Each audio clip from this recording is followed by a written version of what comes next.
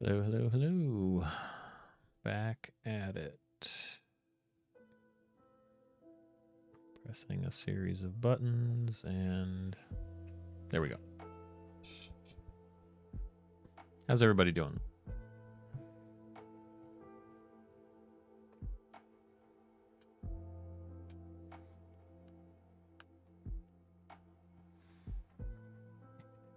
Decent? I'll take decent. Oh, I can't complain. Thanks for asking. Need to get this groups video in place.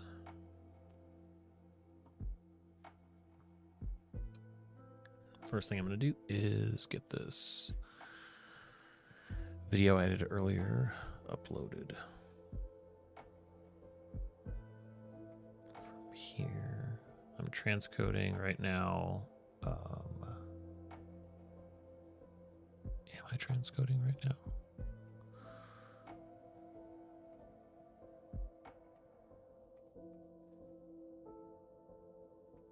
I think I'm transcoding.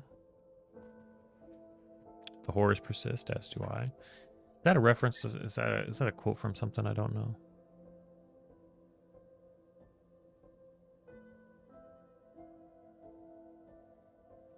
Okay, I don't know why it's not showing the videos yet, but this one is transcoding. Sounds like it should be. I guess it's just a well-written line. Good for you. You should claim it. You should go write that. Go put that in something. Did I really not? Wait, what? Oh, it's because, oh, no, I did. That's weird. Okay. It's like I swear I had that video. Sounds like, well, at the very least, it sounds like some awesome D&D character dialogue, some NPC dialogue, or some epic. This is the thumbnail for this video, talking about different, I've got two versions actually. Did a bunch of cool tricks for this one. I was tinkering with it earlier today.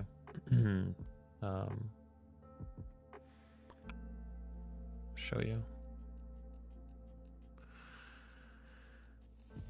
It's a little bit probably overworked, overthought, but I'm happy with it. It let's see here.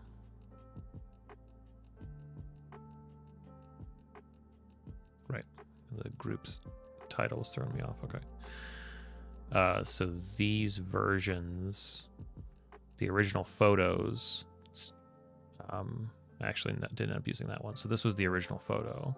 So it's obviously zoomed and cropped. And then I sort of hid the seam in between the pages and changed the coloration. Some of those highlights still look bad, but not too bad when it's small. And then these are all handwritten and scanned in or photographed in. So I'm pretty happy with how that turned out.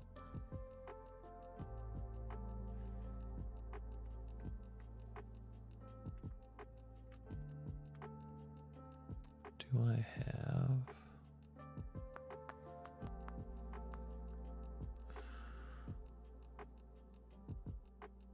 this guy?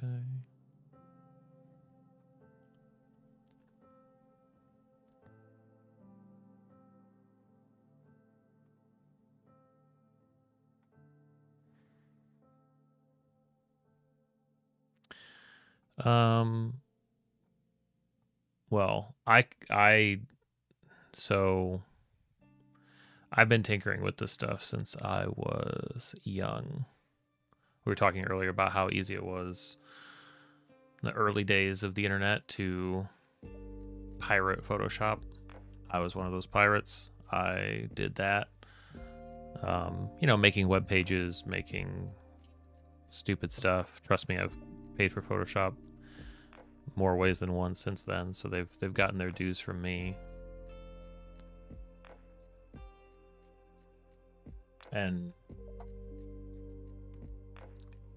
video would have, for me, video started in junior high. I was lucky enough to have a junior high school that had like a daily news show and a drama department that had access to editing suites. I was editing on nonlinear editors. Nonlinear, is that the name for them? What's the word for the nonlinear editing? Type of digital editor that allows editors to access, arrange, modify. Yeah. So I was on Avid. That's what I learned. I learned on Avid in junior high. VHS tapes for footage, for bouncing footage back and forth, and an Avid system back in, I mean, it would have been like 1999, 2000. I think stuck with that in some form or another through high school. A lot of it just like stupid personal projects and things like that. And, kind of always retained an interest in all of this stuff here and there. So that's construct you started in high school with reel-to-reel making the daily school news. That's amazing. Amazing. So it's kind of like the line when Doctor Strange wants to learn all the magic. I'm like, well, how did you learn to be a doctor? It's like years of study and practice. They're like, yep, that's how you learn this. And so it's super easy. All you got to do is, I mean, that's why I always call out, like, certainly it's a privilege to have, I think, schools that support, like, I mean, through all of my junior high and high school years, doing any sort of theater, doing drama, doing video editing. I did radio in high school. That was a trip. Having access to that kind of stuff is pretty neat. Granted, I was dabbling in as much of it as I could before any of that anyway, but just you just got to get into sicko mode. You just got to obsess over and keep on going.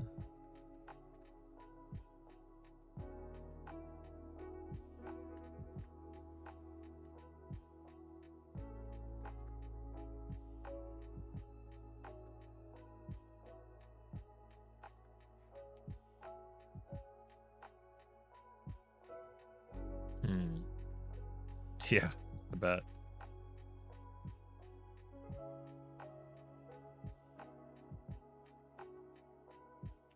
I need to track down. It'd be really, like, there are certain objects I've been sort of keeping a mental list of that are sort of like nostalgia items, and one of them was, I can remember distinctly the exact type of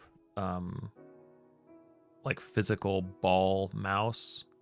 I don't know if that, like the track ball. It was this like glossy red ball sitting in this big kind of, keyboard encasing or whatever, this big like mouse thing. So the thing didn't move, but that's what was used for editing, because that's what Mr. Dean preferred. Mr. Dean, the drama and video teacher. So thought about trying to track one of those down. It's probably a vintage item at this point, but that'd be pretty nice. I don't know if I would actively use it, but it'd be really fun just to have it. Yeah, not great for. Yep, totally. I would agree.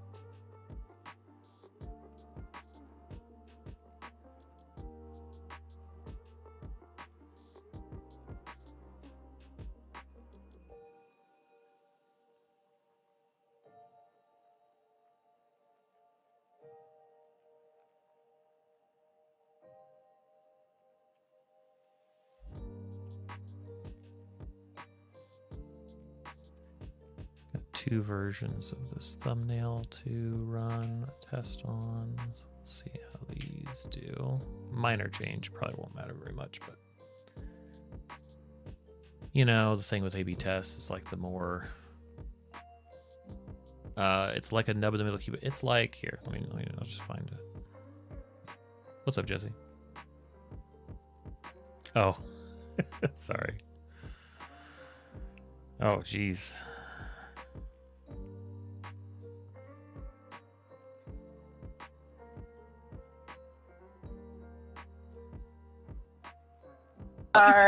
We Up beat Whoa. you. there, Hey guys, Hey. how's everybody? How's everybody doing? Did you guys have a good session? Yeah. Yeah. Good. Good. we just wanted to support you for while you're editing. Oh, I appreciate it. Yeah. Jesse and the girls coming to crash you. Why not? Jesse and the girls. There you go. So everybody survived the night. It sounds like everybody survived the session. Yes. We started a little late because Noel got stuck in traffic, but such is life. Yes. Oh, look it. Wait, we have Connor and not Connor here. How exciting. Hi, Connor. Well, wait, is Connor is I'm not me. No. Oh wait, you're stealing Connor's identity like this again? Yeah, I am, you're because I don't want to Connor hop and on my own YouTube too. laptop. I love Like- stealing people's identities. Because I wasn't gonna like log out of his YouTube account. This is That'd like be when silly. Sarah and Jesse were both chatting from the same account at the same time. Yeah, it's fantastic. Ryan It is Immel so DM confusing. supports identity theft. hmm When it's your spouse or a living partner. Exactly. Yeah. Whatever it takes. You So how gotta does do the what you gotta editing? do. Good. Boring compared to. So you guys play on the weekends now. Yeah, we had to move Yep. from Tuesday to Sunday. Jesse got promoted. That makes sense. Congrats again. I'm a big kid now. Yeah. He's a real adult who understands the fears of Mondays, I've developed the Sunday scaries. even if he What's- doesn't have to go in tomorrow. The Sunday. What's the Sunday scare? What do you mean? The Sunday scaries are when you're reaching like Sunday evening or afternoon and you're like, oh no, I have so many things I have to do before Monday or when Gotcha. the week starts. So like for students, the Sunday scaries is I didn't do my homework yet. Sure. And for grown-ups, the Sunday scaries is, oh man, I have to go Another to week work over. tomorrow. Mm-hmm. Oh, I thought it was like an existential dread thing where it was like another week over in my 27,000 day life. I mean, it could be a No, little bit I of don't. both. I got not- some it's not Sunday not that. scaries at the end of the summer because I was like, am I actually equipped to start a school year? Am I going to be good at this? Oh no. So like the last 2 weeks of summer started doing that to me. Mm-hmm. But that doesn't happen. I mean, I assume everybody here is not working tomorrow. So that Nope. Now that I'm a manager, Well- I don't. It's Okay. his first Labor Hey. Day off. really. Wow. Well, so that's the fun part of all the people that like Labor Day is for. A lot of them, work on Labor Day, Mhm. Ugh. while all of the office schmucks get to sit at home and grill out That and was always stuff. great. Are you calling me an office schmuck? You're a little better because, like, you actually more talking about produce me. value for society. I Thank you. produced value for the But like shareholders. this schmuck behind the screen here, he's just over there clicking and clacking on a keyboard. Wait, now you're talking about me? I- I'm fighting everyone. Like, you're taking so many swings, I can't keep track of who's actually in the I'm crosshairs. rumbling. I'm Okay. rumbling. All right. He Okay. doesn't This know guy either. doesn't think that not having that preventing Okay. preventing a Be careful. You're like going Superfund sites quadruple doesn't have negative right value. here. Right. Right. This guy doesn't think that not having this doesn't have value. So what is the I'm trying to remember. Were you guys last I remember hearing about your D&D game, was there something about puppets? Yeah, There there's was a puppet named ventriloquism puppet Okay. that was possessed by himself. Okay. named Pookie. Gotcha. And they just Yeah. vanished in the middle of the night, so that's They scary. just disappeared, like lowering the opacity. Yeah. Yep. And said, then- "We'll see you soon." We'll see you again. We haven't seen him yet. Interesting. And then they And fought in then, Eton. And then we fought harpies, and then I won an argument against Jesse. Oh. We added another piece of pop culture into the canon. Yeah, Exciting. so Indiana Jones is in fact Mm. DOT training for like shipping and stuff. And No, also so is used as a confirmed. documentary What? So- Tessa's. we found a cave that the Etten had lived in, and there was some treasure in it. And there was Gotcha. a ring, and I was like, Noelle, do not put that ring on your finger until I cast Sure. Identify. That's a good. And then yep. Jesse was like, do you want to cast Identify while you're in the cave where it smells Sure. bad, or do you want to do it while you're out with your friends? Mm. And I said, okay. So I remember in one of my second year classes, it was called Cursed Artifacts. And I know that sometimes the curses and artifacts can trigger when you remove them from certain locations. Like Hmm. they didn't show us the entire visage, but they just showed us part of it that was relevant to the class at the time Mhm. of a man who was trying to remove a golden idol from its placement, and he replaced it with a bag of sand that was the wrong weight, and it caused disaster. So I'm I gonna see. check this here. Makes sense. Makes sense. Yeah. And we just couldn't stop laughing. That's awesome. I learned that having the wrong color emoji is offensive to some people. And that polearm attacks do add the ability modifier to the missed hit attacks. Oh, that was the argument. That was the argument. Mm. Because he said it's just a D4, and I said no, it's a D4 plus 4. Because when she I was misses, right. it's just a flat +4. Wow. So she's got a glaive plus a polar master. So it's when you miss with attack with the glaive, Mhm. you do Auto 4 do damage polar. no matter what. I see. And so part of polar master lets you attack with a attack right after hitting Mhm. with the blunt side of it for a D4 and apparently another +4 or plus your ability mod. I And see. so, and then if she misses that attack, it's 4 damage. So no matter what Sarah could be doing, well, 8 4 damage around. no, because you have to do the bonus, to do the bonus attack, you have to be able to. Oh, I You have. have to hit the first one. That's not that hard to do. Yeah, they have not seen the last of Ogdrin and Pookie. Hey, we also learned about That's like what Taylor concerns me. Swift. Actually, I think Yeah. I forgot about Swift that. lore. Swift Lorians. Yeah, yeah. It was With a the whole. karma It's a- monster that will hunt you down. It's Swift lore. Couple of my players, that's their obsession as well. And I was like, honestly, guys, I thought they were already engaged. Like I had no idea that it was like news. Like, oh, those are okay. Oh Yeah, my out of the gosh, loop. yeah. Official. Everything I know about that woman, I've learned without meaning to. It's just been told to me. Mm. I never see. seek any of it out. She's the but patron someone mother of texted. She's the patron mother and a mother of Kansas City now. Once she's married to Mr. Kelsey. Sure. Once Yeah, he's sure, married, why once not? she's married to Mr. You just demonstrated her Kelsey learning Swift. information about that she didn't seek out. You just I know. gave it to her. I know that Travis Kelsey is from Kansas City. He plays for the Kansas City Chiefs. I know. That make up. Those are my guys. I didn't even I got know out of that. school when they won the Super Bowl when I was in high school. Nice. We had a snow day for the Super Bowl. When the Super Bowl was here, we got nothing. When the Super Bowl was here, we Oh. got nothing but disappointment. And Well, traffic. we got a snow day for the parade after we won the Super Bowl. So I knew about Kelsey. But so they one of the other teachers in the math department texted the math department group chat with the news in the middle of the school day. It's the same. It's the Respectable. same. And It's the same way that I experienced 9/11. It's a national holiday. I was in kindergarten.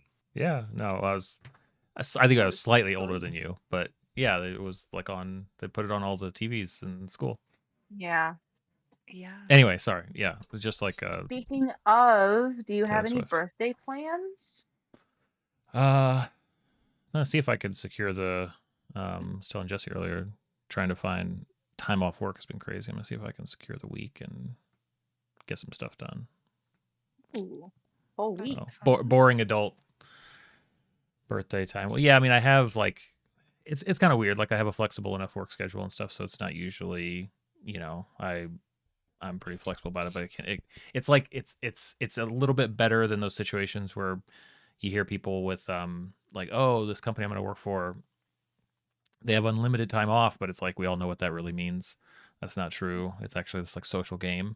It's not that. I don't have anything like that, but because my schedule is flexible, it's kind of on me to, be as available as I can. So sometimes it's about finding the right pocket of time in the quarter to go like, I'm taking time now, and to get it ahead of time and make sure that everything's going to be okay. So my birthday feels like a good enough reason for that. You're really ahead of time, considering when your birthday is. I think so. So we'll see. Yep. That's all so far. And then whatever Ashley plans, I guess. And how We need old to are get you some of turning? those like I'll be 38. 38, Damn! right? Mm-hmm. I know, Yeah, which Jesse, feels like a stop. freebie because this whole last year I think I thought I was 38. Oh, So awesome. it feels like a free one. I mean, there's really no difference between the feeling of 37 and the feeling of 38. We'll see, well, I except guess. 37 is prime. Of course. For most of us, the feeling is the same. For the majority of human beings, it's the same. All right, I'm hopping off because I need to eat second dinner. I am a hobbit that way, so I will Nice. bug Enjoy. dinner. Enjoy your See ya. dinner. I know. Well, Happy birthday, Bye. Construct. it's Cappy's birthday. No, Friday. 43. Damn. Dying.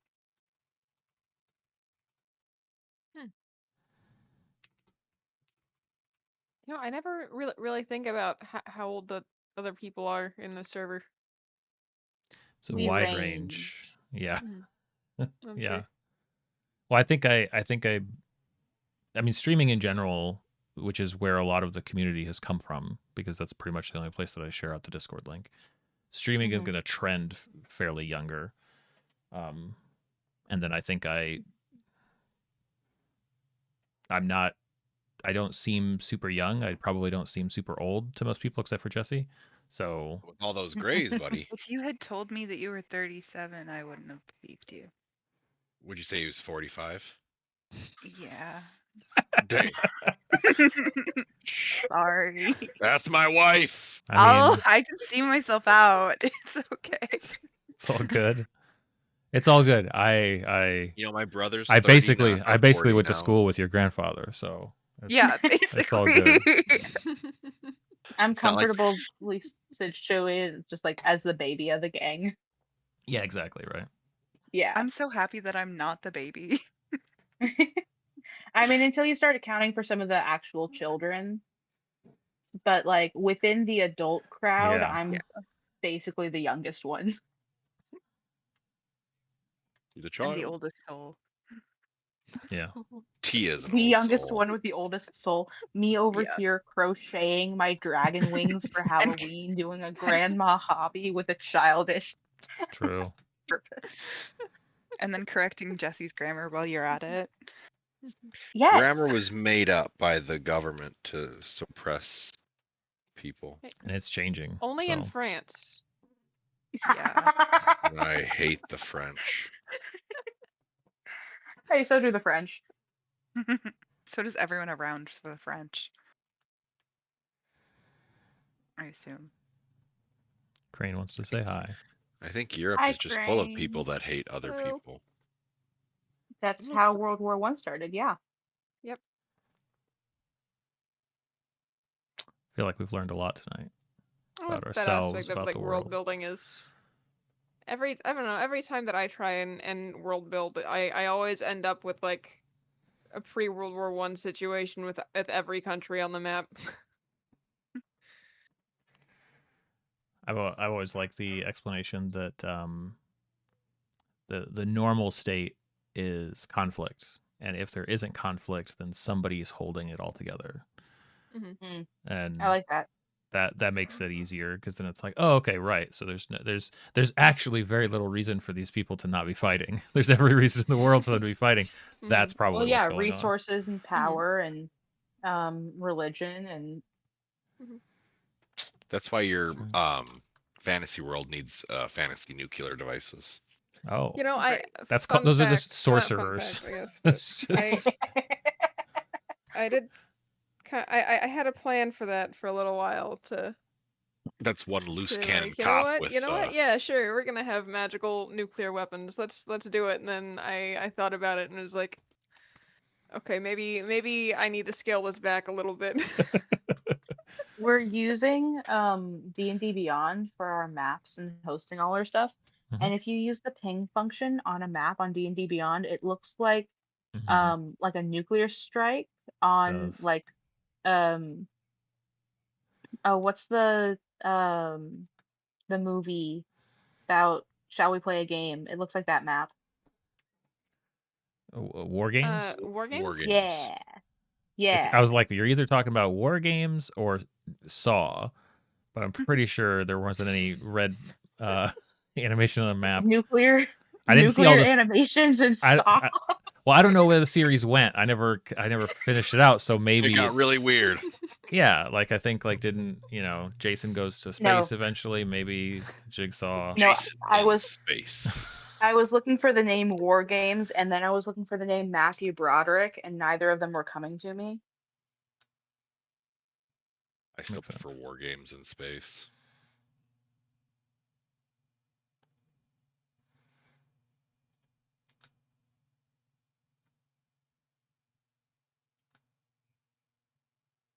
Oh, I had to head out. I think Connor's gonna be back soon, so he might want his computer back. That's how it Tell him we goes. say What a- hi. What a Right. nerd. Bye. Bye. Bye. And then there were 4. Setting records over here. Slowly taking them out. That's how it goes. Everybody have big plans for their day off tomorrow? I'm working What? from home. Yeah, so they filled out the whole calendar this year, and you have to have like 182 teacher days, I think, contract days. But they only had 181 on the calendar. And so they said, you know what? You guys have one flex work day where you have to be working on a weekend or another non-contract day and log that work. So either like be in your classroom grading stuff or do whatever else. And the one thing that we can do from home is our safety training videos. So like the don't touch biohazards and like the sexual assault safety training stuff. Like don't be alone with a kid behind closed doors, that sort of stuff. So I'm gonna watch all those videos from home because I can and then log it. So I'm basically doing no work tomorrow. But You I'm can still actually watch them. Super exciting. no. My coworker had a sick day last Tuesday, and because his daughter was sick, and so he stayed home with her. And while he was home with her, he did them all and he put all of the answers into a spreadsheet. So I'm gonna watch my show on one screen and have the videos playing on the other screen. We love collaboration. I always It's watch those great. videos at ×2 speed and then just like read the subtitles. Well, so you can't speed them up, I don't think. And you can't Really? skip through them because you have to watch like at least 50% of the video in order for it to count. And each video is only like 2 minutes long before you have to manually click next Yeah. part.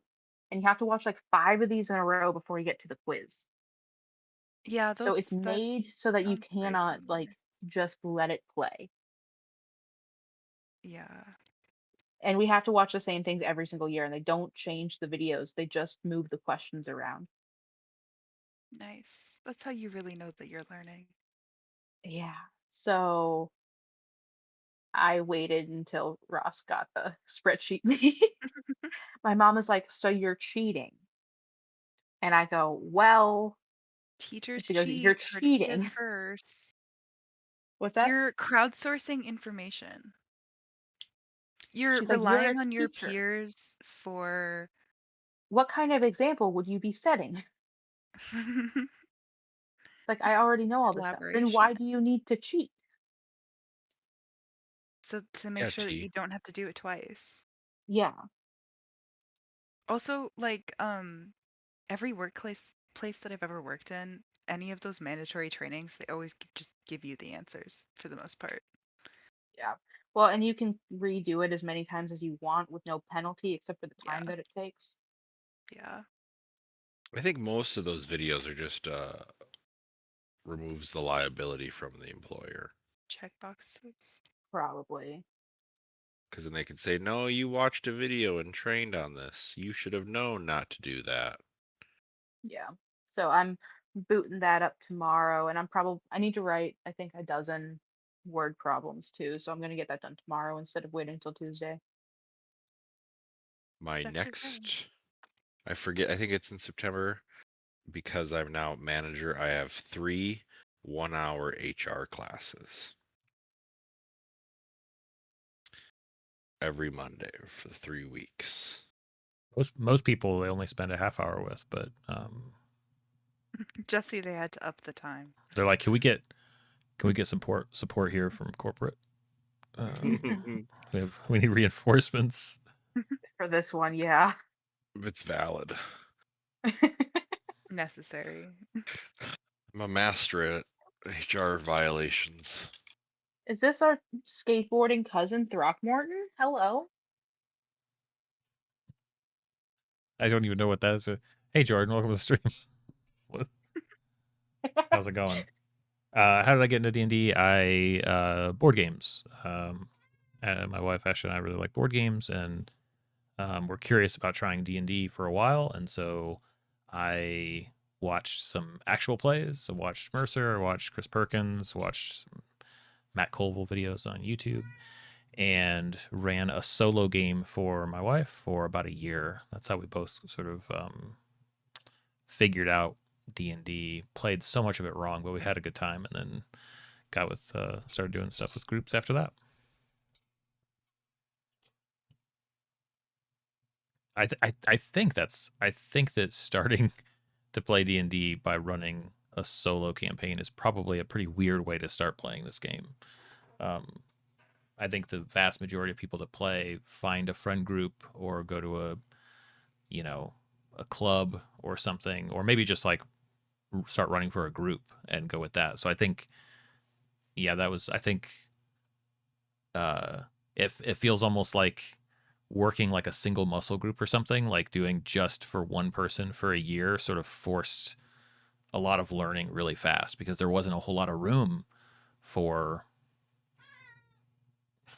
like the kind of that like gray area where, if you're running D&D with a group of people, there's a lot of crosstalk and there's a lot of people deciding what to do, and everybody's got ideas and experience in different things. But if you're running for a single person, I don't know if you know this, but one person makes decisions really fast.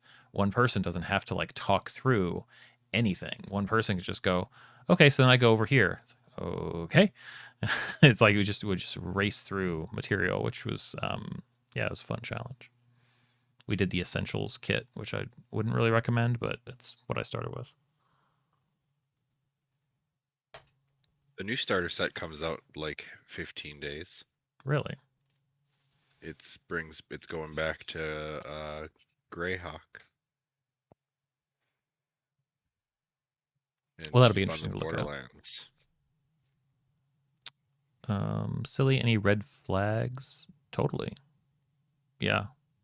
I mean, D&D it's just a social group, right? So you could run into issues if you started a bowling team or if you started a book club or whatever. It's the same thing. There are some peculiar things to D&D because we're sort of playing pretend together, and so there are like extra weird things that can get involved. But yeah, you should I don't have like a list because I think that there is probably there's an infinite list of things that people can do that would be problematic, but I mean it's just something you got to be aware of. Jordan, could that have led to railroading issues when you go into a group? Oh, like running for a solo? Um, I don't know. I don't. Probably depends what you mean, but I think so. I don't personally think that. So railroading usually comes with some negative connotations that I'm not sure are necessarily true. Um, Lots of things are on rails. Roller coasters on rails. People travel and spend, you know, collectively billions of dollars every year to go and ride roller coasters, the same ones that they rode last year. So I think that there's a lot of fun to be had with it. It's just a different type of experience design, right? Like I could play an open world video game. I can play a narrative based video game. Technically, The Last of Us 2 is on a track. It's on rails. Still a thrilling experience that some people here have probably played like a dozen times. Who would say that? At least a couple times you've played. A handful. But I don't think that. I mean, if anything, running for a year for my wife, the thing that would have put a weird sort of track mentality in my mind, if we're going to use that terminology instead of railroading, was just running off of a module, because a module sort of gives you, they're loosely associated things, but it's not. The tricky thing about running from modules, as much as they're good in one way for newcomers because it gives them a lot of answers right off the bat, the tricky thing is that it's not really teaching you to develop any of the skills that you're going to need, right? And maybe you never want to develop those skills, and that's okay too, right? But for me, it became pretty clear, I think, within 5 or 6 sessions of running the Essentials Kit, I was like, I'm going to have to go off book, because otherwise I'm going to have to start saying no to things that are not in here. And maybe that's part of the intentional design of the Essentials Kit, but I think that there's a lot more sort of guiding things down a certain track when you're running a module, versus if you are sort of just approaching it as a kind of almost a creative storytelling exercise where you're bringing in, basically your table, they're all your writing partners, right? So you're yes-anding each other back and forth, and that takes practice no matter what. I don't think that that's natural to very many people. I think you have to work at it, but I haven't squared how to think about campaign long like module systems and like whether that's helping or hurting. I mean, it has to be helping people, right? Like it has to be a good thing. It lets more people play. But You kind of had to think of it like block coding. Like, here are all of the pieces, put them together in the order that works for you. mm-hmm. Yeah, or like you can't teach. The only way to learn, like it's going to be really tough to just learn to ride your bike without training wheels. The training wheel step is important. So what's the training wheels equivalent? It's called scaffolding. This is an actual thing. There you so go. whenever someone is beginning to learn something, I knew I was you right. provide a lot of structure and aid with that. And then as they're getting more experience with it, you slowly pull away those scaffolds so that they can stand on their own. It's an actual thing that like teachers do, called scaffolding. So it's like, how can we help scaffold this assignment so that kids who are not as experienced in writing papers can still have just as much success as kids who are experienced? That makes sense. Yeah. I'm here with your jargon vocab. Yeah. Translating my nonsense into something that a little bit less so. Because D&D and teaching are siblings. Don't we know it? Yeah. I was always that kid that was really frustrated when the scaffold was too low and they left out the kids who were more advanced. So this is what we would call, you need a task to have a low floor and a high ceiling. So it needs to be a low enough floor so that everybody can start, and it needs to extend potentially indefinitely so that anyone can go as far as they want. In fact, I need to grab a low floor, high ceiling task to put in my emergency sub binder so that if I have an emergency substitute day, I have something for kids to do. I heard a really good metaphor for it at a conference I went to last spring that said, um, so like we're starting this lesson, we're starting this task, and we need to get everybody on the train before we go because we're going to go far and we're going to go fast. But everybody needs to be on the train before we can get there.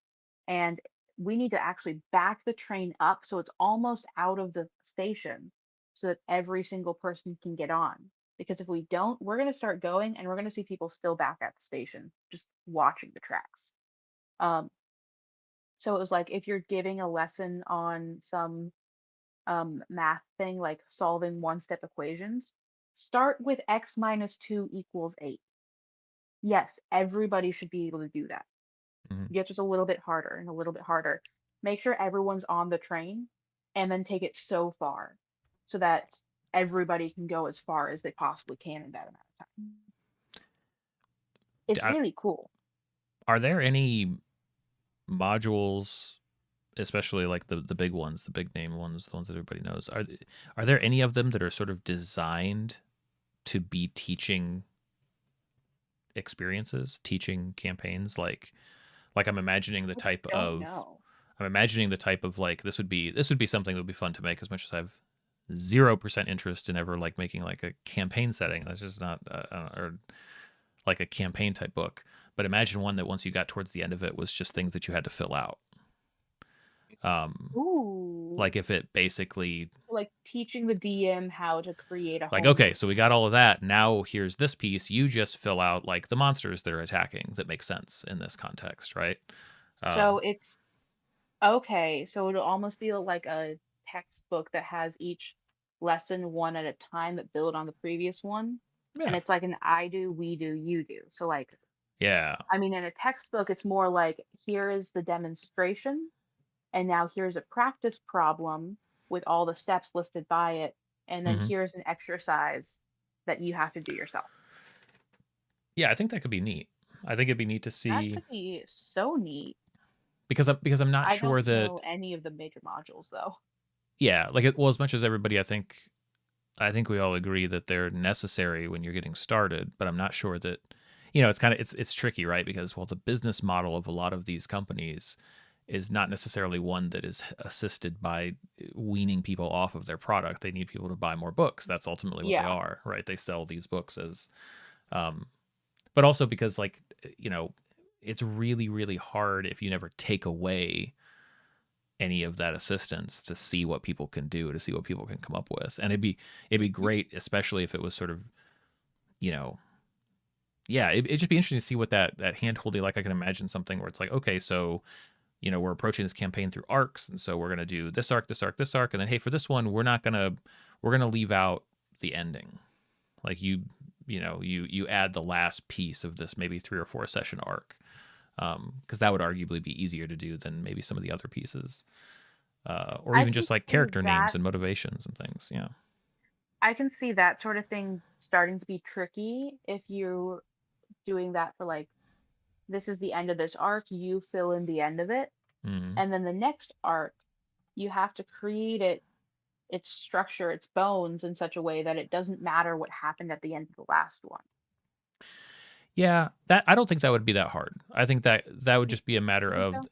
no, as long as the initial concept is broad enough. So, like let's say to kind of borrow from like the doing villains like the Sinister Six, rather than having like a big bad, you have a series of pretty bads, pretty much pretty awful bads, but not Who are necessarily really bad when they team up. the biggest bad, or any one of them could rise to be the big bad at a certain Yeah. point. So then if those arcs are dealing with those kind of rungs or those sorts of legs of the table, yeah, it might play into it whether that one's been knocked out or not, but that next arc is actually going to take a look at another area anyway, so it might not actually. Yeah, it's just see. I think the core idea could be conducive to that or could harm that, right? Because if it's set up in a very sort of linear way, then that probably wouldn't be a very good teaching tool. But if instead it's like, okay, Yeah. this is going to be a circuitous, like a spiral type campaign where we're going to, we have a clear starting place, and there are all these places. It's almost like a West Marches, but just with a single group where it's like, they can really go to any of these places in any order that they want. So but even so, the closest areas to the starting location are all basically set in stone. But the further Yeah. that you go out, so you'd almost have to mimic the game Yeah. world with that sort of like slowly sort of break. You could even match it thematically where like the world is disintegrating. You could tie that in to the nature of the Ooh. materials that you're running, where it's like actually it's affecting this book even. So you're gonna have to start like replenishing lore and things that have gone missing. Oh, that's sick. That makes me think of the resource map and shapes, how close to home it's simple things as like squares and circles and shapes that are solid, but the patches are small. And as you get Mm-hmm. further out, the shapes that you can mine are more jumbled up, Yeah. but the patches are really big. So it's good for like bulk harvesting, but you have to be really strategic with where you go to do stuff. Yeah, I think that could be really interesting. Hey, Ren. No, it's not done. Hi, Ren. But I did want to start. I got sort of stuck on this idea of putting out much smaller, simpler videos than what I had been doing with stream clips for a while. So I decided to start doing that, and it's been really nice. They're great. He's doing a good job. And it lets me hyper upset. Thank you, Jesse. You're going to be in this one that I'm looking at right now. This is you talking. Whoa, Jesse. So, It's good to. It'll probably get a lot of views. true. I'm pretty popular, if you didn't know. I think. Well, we'll see. We'll see how I slice together. We were talking about this is a longer one because we were talking about Yeah, I didn't sign a consent form. systems. I mean, you clicked join on the call, so Jordan I did wouldn't- not sign anything about wouldn't that be being a teaching publicly virtual book? posted. That's something where you can teach people to slot in. as soon as the stream ends, the VOD is publicly posted, my guy. And it's public right now. It's It is true. public right now. You are speaking to the public. My lawyers will be calling. You're speaking. Okay.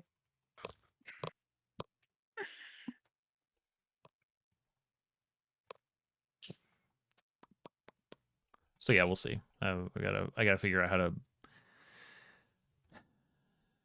how to summarize this one because we went all over the place. That's always the tricky thing when it's multiple people talking. Is it's like, okay, this is not a 3-minute Ryan ramble where I'm already inclined to understand what I was talking about. Yeah. This is Hmm. a bunch of You know, stuff, the sad thing about me being here for brainstorming Sudoku puzzle ideas is I'm not going to be a prime candidate for testing the Sudoku puzzle. Well, that's the challenge, but I could right? be. Yeah. Somehow I think we might be able to What? find some people in the community that would help. Yeah. This is this Da Vinci? No. Premiere Pro.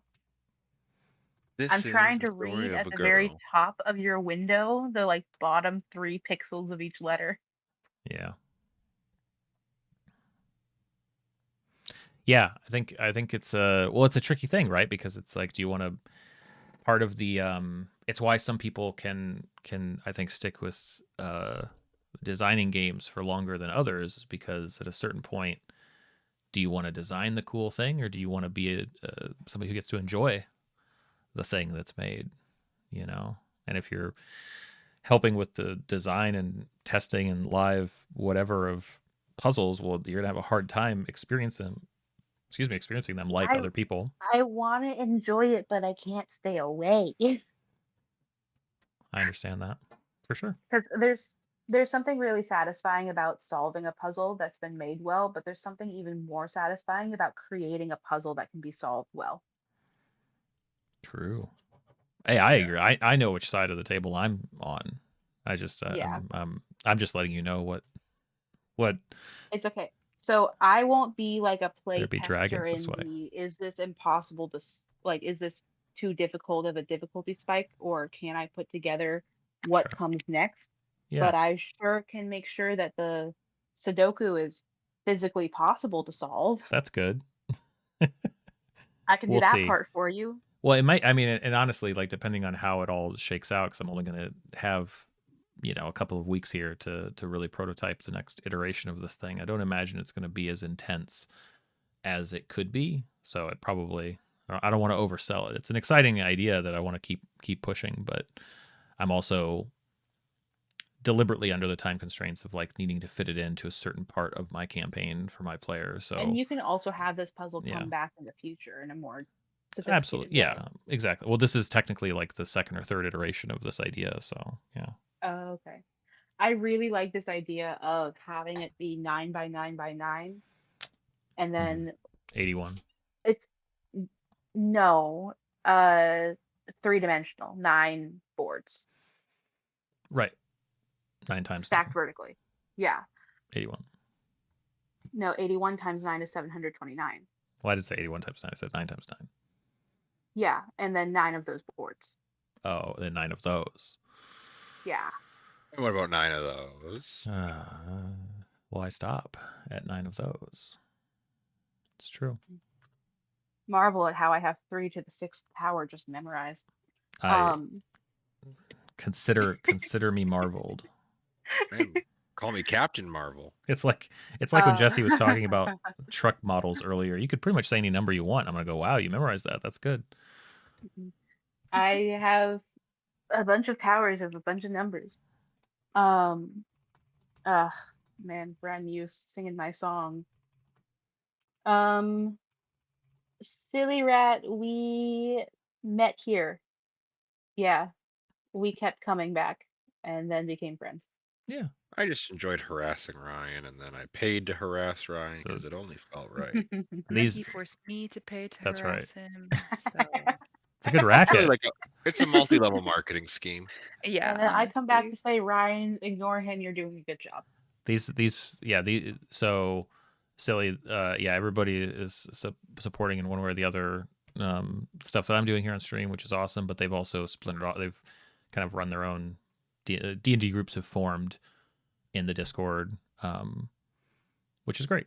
So that's how they know each other. But just like through the community, yeah, it's a good time. Yeah, we've Brandon been here does that too. for. I mean, also- I've been here for like 14 months now. Yeah, Okay, brag about it. Sheesh. it's true. It's Um, been a while. Yeah. We also spent 25 hours of blueprints together. Oh my goodness. No, Only 25. 170. The longest 25 hours ever. That was like Multiple year my I stepped in like that. yes, my wife was like, "Tell me you're not a video game player without telling me." Even though she's easily has that many hours into Animal Crossing, she just doesn't count. Yeah. Yeah. You Well, know, Nintendo counts for her. That doesn't count.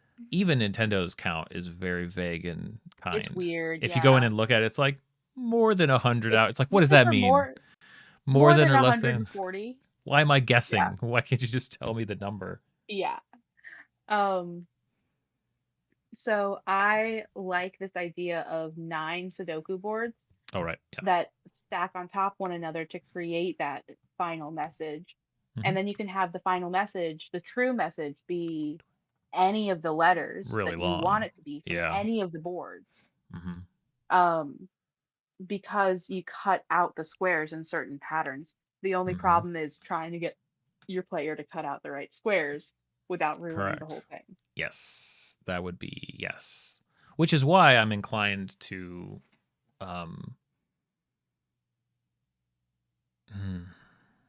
I think sending 2 versions of it and one of them being pre-cut out by you, well, but having it like locked but in an let's- envelope that says yeah. do not open until told to. they could also, I mean, as complicated as these ever will be, they're just Sudoku boards, so they could be recreated. Yeah, they on can draw any- their own. Yeah, they could draw it out and do sort of cuts that way. So I'm not terribly worried about that, but that would be, yeah, that'd become a thing at some point. Yeah, we'll see. That idea of a true message hidden that you need all 9 of the boards to be solved to get. I like it. Well, then I'd That have would be to so cool. come up with a message that is meaningful enough for that. I think that was my comment about You wouldn't have to 12 come up word with it on your searches. own. Well, I mean, yeah, sure, that's fine. Yeah. But that was like the one You're- thing missing from 12 word searches is some sort of narrative thrust, some sort of anything more than Yeah. just the mechanics laid bare. Like, it was an interesting puzzle, but at the end of the day, you're like, well, that was a fun mechanic. It needs to have lore that you find at the end of it.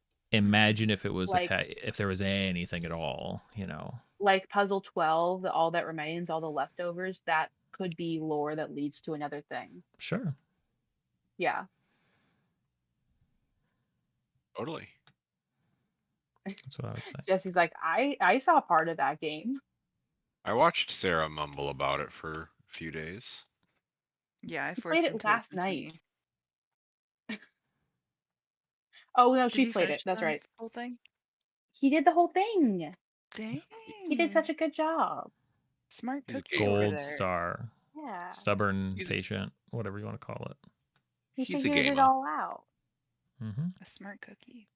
Yeah. The only one that I and he got didn't some good insight. needed some help, or I got some help from chat, which isn't my fault. You know, people help. What am I gonna do? The one leap that I hadn't, and probably I'm not sure how long it would have taken me to get, was that the animal was not in puzzle 11. Good. Zodiac twice is, though, because the animals Yes. are a reference to Chinese Zodiac Zodiac. animals. If you actually look at the title on that one, you can make out that it's Chinese Zodiac because you can see the C at the beginning and the end. So, yeah. But once somebody Um, said that, I was like, oh, that makes sense. I thought it was just in here twice as a joke, but it's not. Also, puzzle 11's name is category, and that's the hidden word category, Mhm. and you can just barely see it too. Nice. Yeah.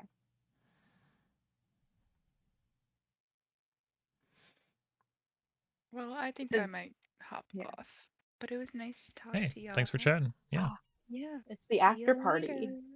Yeah. A fun after party it was. Have We a good just night, y'all. swarm you with See ya. giggles. Sarah.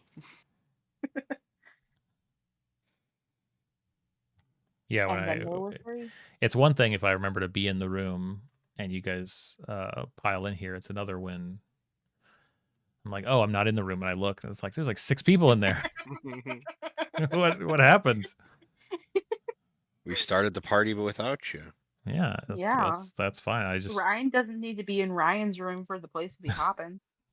that's We're just breaking into his you know, we house. could probably find some better words for that one, but yeah, it's one of those things where I when I do join the room, I try to do it a few minutes into a stream starting because I realized if I do it before a stream starts, I'll be in an awkward position where somebody could join to talk with me before I'm like actually live. Mm. And then I'm like I don't want to still- start a stream that way. You're still putting your makeup on. Mm-hmm. I'm still gluing all the my hair to my face. Setting up Yeah. your This is green all meticulously. None of this is real. It's all stage silver is a choice. props. Mm-hmm. Yep. Mhm. Yep. I have just a box of gray hair and it's reapplied daily. It's right next to your block of green Mhm. grass fuzz. Yes. Yeah. It's nobody's noticed it. It's one of the drawers back here. The labels are too small. Nobody can see. Yeah. True. I have to measure and cut it all the time. You guys wonder why I'm late to stream sometimes because it takes time. It'd be like that.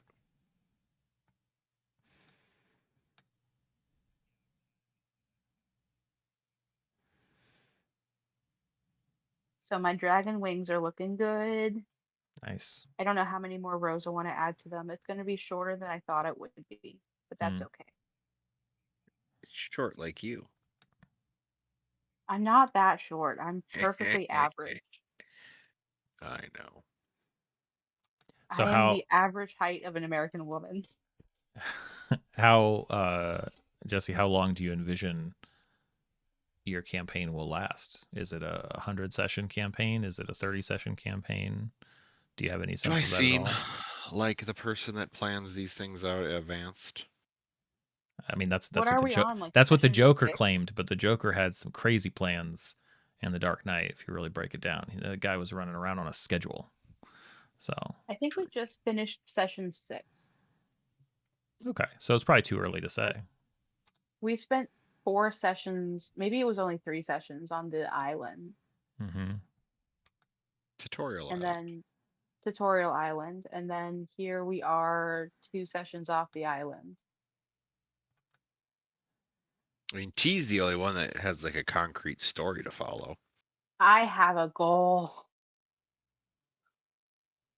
So honestly, T's story will probably be the main driving force with other people's stories backing into it. I feel like, My yeah, you've character explained that wants- before. My character wants to know 16 gods. So when T inevitably loses their mind from discovering the hidden truth, that's when the campaign will end. The other players don't actually know about that goal. Well, some of not them many might Sarah. now. people here. Yeah. It's not a secret. It's just not something that Tess has said yet. Well, it's kind of a secret back home, but they're forming party bonds. Well, and plus, Sarah, if she remembers, knows it because I talked to her Sarah about it before we knows. decided to join. So she knows the 16th god. Yeah, I figure everyone knows but me, and that's okay. That's the way I want it right now. No, I think Ryan. I might have told Ryan at one point, but Mhm.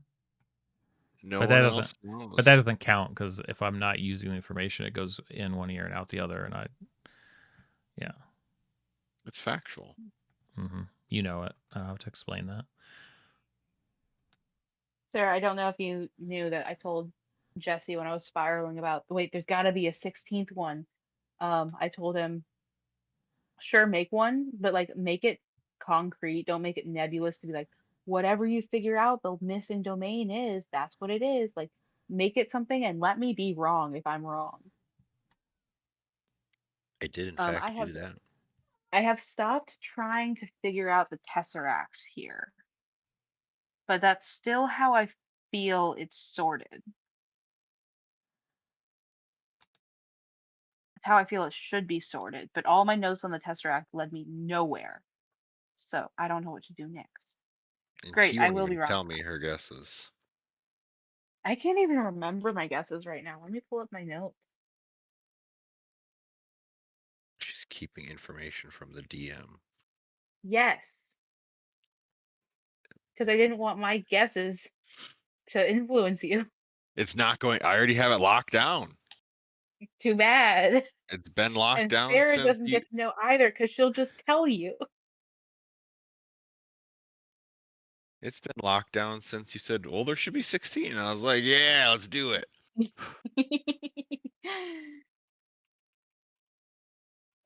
Okay, I'm pulling up my notes here. Slowly, it's taking forever. I cannot remember what that god was, but I do remember I had some thoughts on some other shenanigans I think you're trying to pull.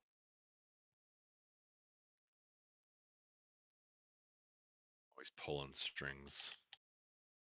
I think you're pulling a lot of strings. I'm suspicious of you. But I'm getting better at being in character. So as soon as session starts, I'm no longer suspicious of you because now I'm Tessa.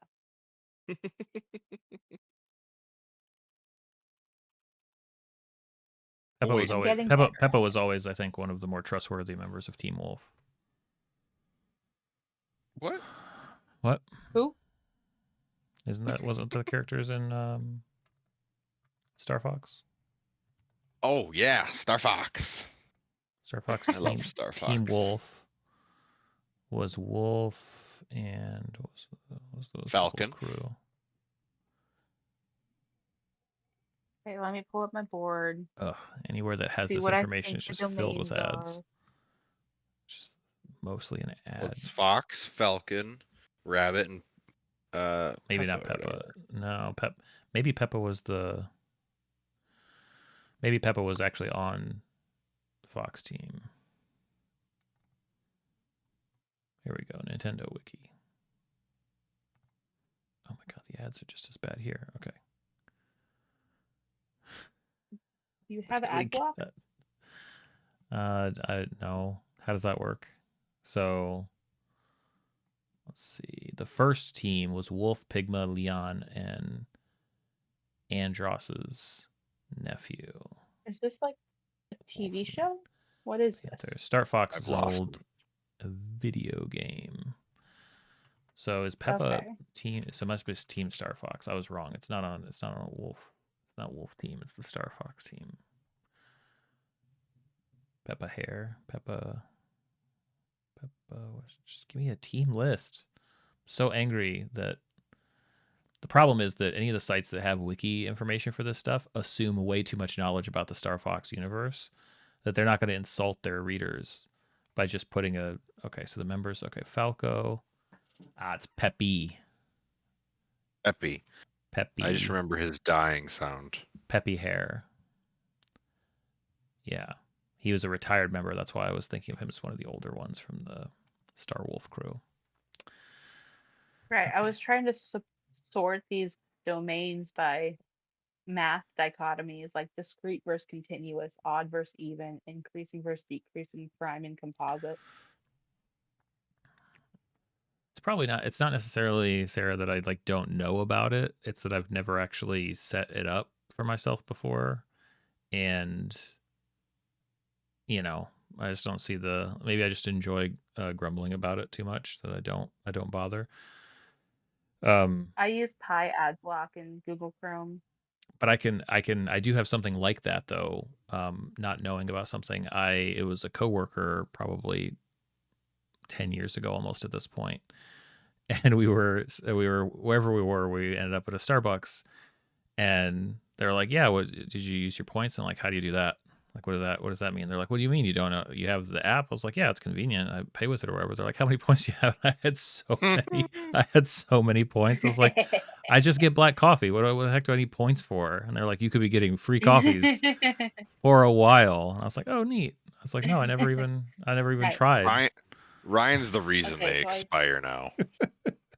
No, I'm sure that many ones had expired that I had, Ugh. and I just never even considered I using hate it. I that was just those like, "Oh, points, whatever." expire. Yeah, I but had anyway, I had a lot of. You have speedways over there? I don't think so. is that like a gas station? It's a gas station, Pretty sure. but I had however many points. I think at one point I had like because I couldn't log into. I didn't know I couldn't remember my login, but I finally got back in. I had like 63,000 points, Oh my God. and I got logged Do you, in. do you walk in and they just hand you the keys? They're like, "You get it. Yeah, You actually won the gas I station. won the gas station. You have to run this place now until somebody enters that door with more points than you have." Actually, I need to write this down. That's a pretty good. That's a pretty good idea for No, like a tavern, maybe. Like you know what that sounds like tavern is those curse. crappy mobile game ads where it's like, I get to skip you in line because I have 10,000 power. You know what I'm talking about? I don't think so. Yeah, Uh, Ryan apparently bad has video ad game block on mobile game ads. Man, or the Okay. mobile game ad companies have figured out I'm a bad target for those. Jesse, doesn't- I found my predictions for what the 16th domain could be, and I remember why I didn't tell you because I Why? don't think any of them are right. I think Well, they're all bad. just tell me. No. I won't say anything. I'll be Ah, quiet and then okay. move on with the conversation. So my 4 ideas that I had, but none of them I think are it. So like these are garbage to me. Constellations, divination and prophecy, finding patterns and meaning making, and literacy. Interesting. Yep. But I don't think any of those are it. I think that those are too close under other domains. And also you've edited the domain lists since last we spoke. So now secrets, knowledge, and lies has become truth, knowledge, and research. Gods can change, apparently. Yeah. Wait, is that the only one that's changed actually? Oh, dude, What it was is. it Never before? mind. What was it It before? was it was secrets, knowledge, and lies, and now it's truth, knowledge, and research. Yeah. Yeah. And that's the one I was talking about as like the patron of the university. Yeah, I think I moved. What was it again? No. I think I moved one of them to one of the outsiders. Oh, like one of the subdomains. No, like one of the evil deities, or not like that aren't. Gotcha, Uh, gotcha. The negative reflections. but there's just like a handful of those. I'm Which only interested in these 15. Well, the 15 are participatory in the creation of the universe, Yes. while the And outsiders there's came also a from it. 16th one somewhere locked away where I can't find them and I need to. They've been Yeah, imprisoned somewhere.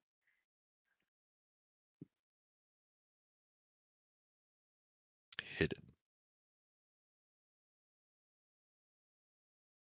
There you go, Ryan. There's an insight for you to match your insight. Maybe better than a tavern would be like you know, protecting some grounds, some like a burial site or something like that. That could be interesting. Ooh. Like it would be kind of a neat because like so there's a I ran an encounter the other night and really in the past like 5 or 6 years I've only run a few encounters that even tried to do something like this because I think it can be overdone or can be done in silly ways, but trying to design an encounter that sort of forces the party to be um, split up, to be independent, to kind of change the power dynamic of the group a little bit. Hmm. So the one that I ran the other night was basically like 3 monsters had to be killed simultaneously, but it's only a 4-member group, so they have to divide and conquer. And when I say simultaneously, they had 2 rounds. They could in between each death, but they had to all within 2 rounds. Basically, they all had to go down. Otherwise, they would regenerate and come back. So they had to Ooh. try to like synchronize this. It was like across this valley, and took them 2 tries, but they got it. But I like this idea of the what's the word? It's the intentionally imbalanced. It's like the asymmetric, like if if you're like walking through like a graveyard and the most like lethal dangerous member of the party can't leave now because they've killed more than the last person who was cursed to like protect these grounds. So now the party has to like go Ooh. find somebody more dangerous than like the party probably wizard or whatever and like bring them. I don't know, Any there's like something there. There's something to that. that feels like you don't invite the wizard to that session Yeah. even. Yeah, like that becomes interesting. Yeah, what do? They get some sort of cool You solo get a side. solo. Yeah, Yeah.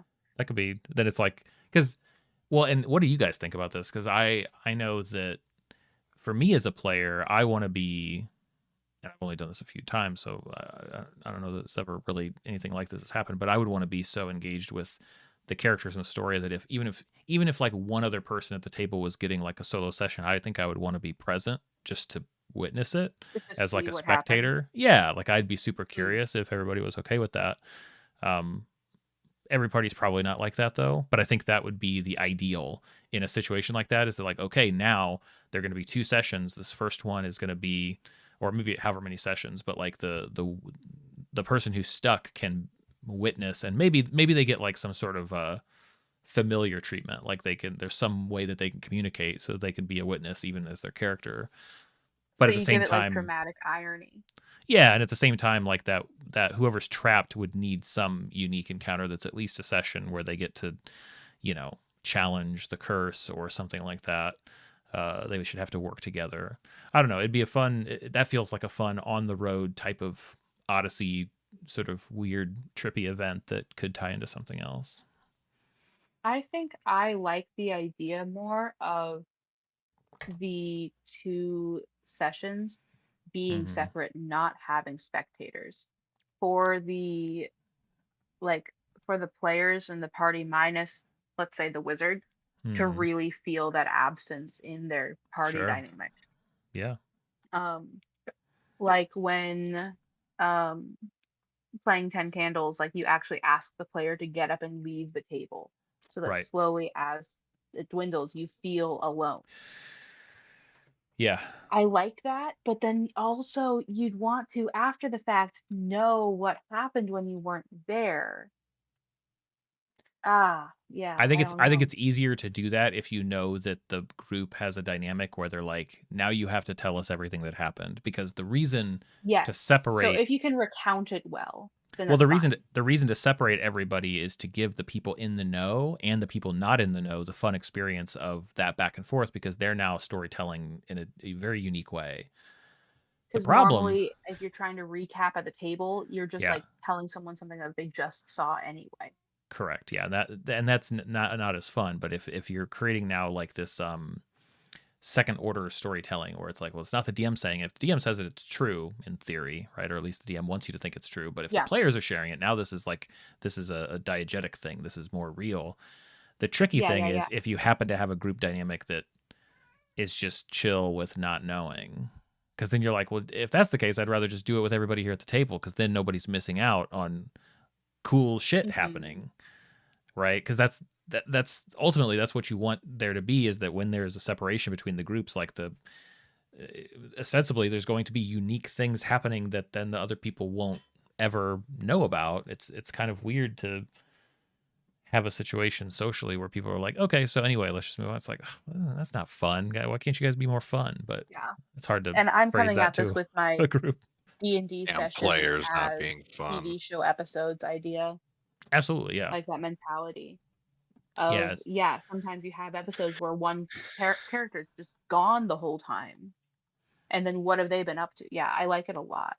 And then I'm also just the way that I am about that, even if like it's just some, I don't feel like my character needs to be the one getting special treatment in order to still feel the thrill of someone having special treatment. Like if this arc is zoning in on so and so's brother and we're going to their hometown and like it's themed around that character, awesome. I'm all for that. I love getting to give characters the spotlight, and it's just as exciting even if it's not me. I don't know if that's normal for most players though.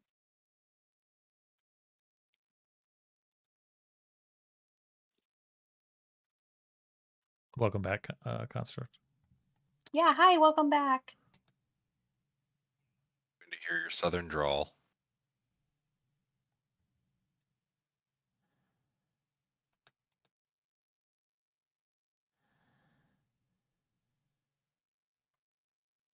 I still remember this one time in a Call of Band Cthulhu camp. session where my hi Ashley, my Whoa. character was completely like I was knocked out or I was tied up in another room or something, and we were going from like setting to setting to setting, and we hadn't come back to my character in a long time, but I was just wrapped with what was going on everywhere else. I wasn't distracted by my phone or anything. That my DM forgot that my character was in a predicament and forgot that I hadn't played in a while. Oh no. It was fine. I was loving it. I was just like watching the story happen around me. That was a good party.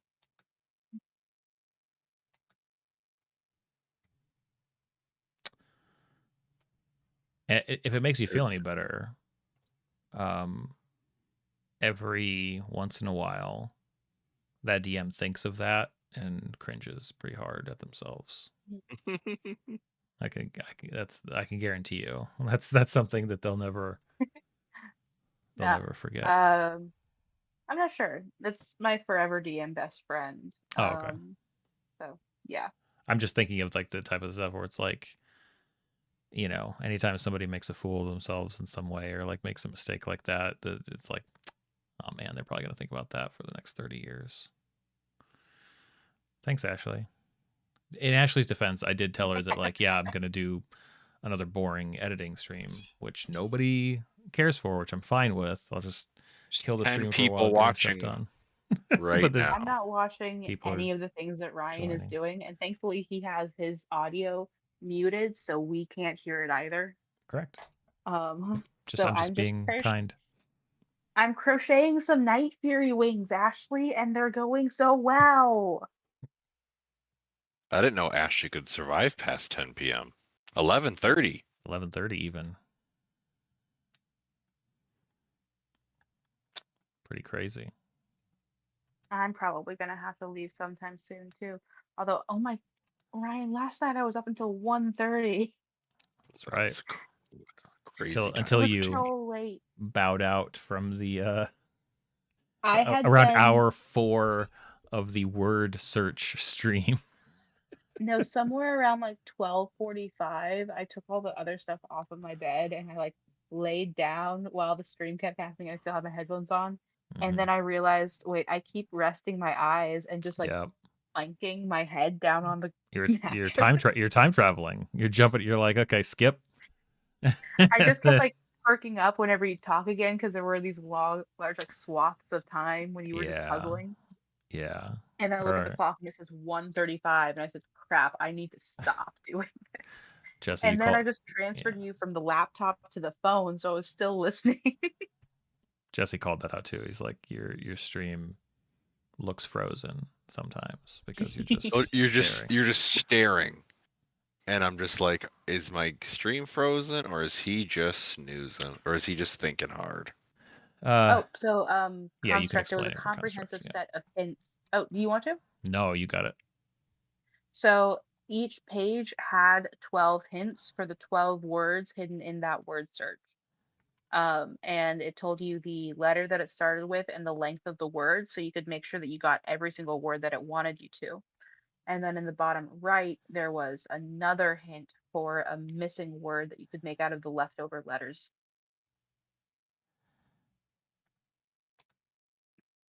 And you look at that and you go, wait, what do you mean there's 12 words? Some of those only had like 2 words on the list. There were 12 words for every search. Yeah, there's like 5 or 6 layers to that puzzle. It's like an ogre.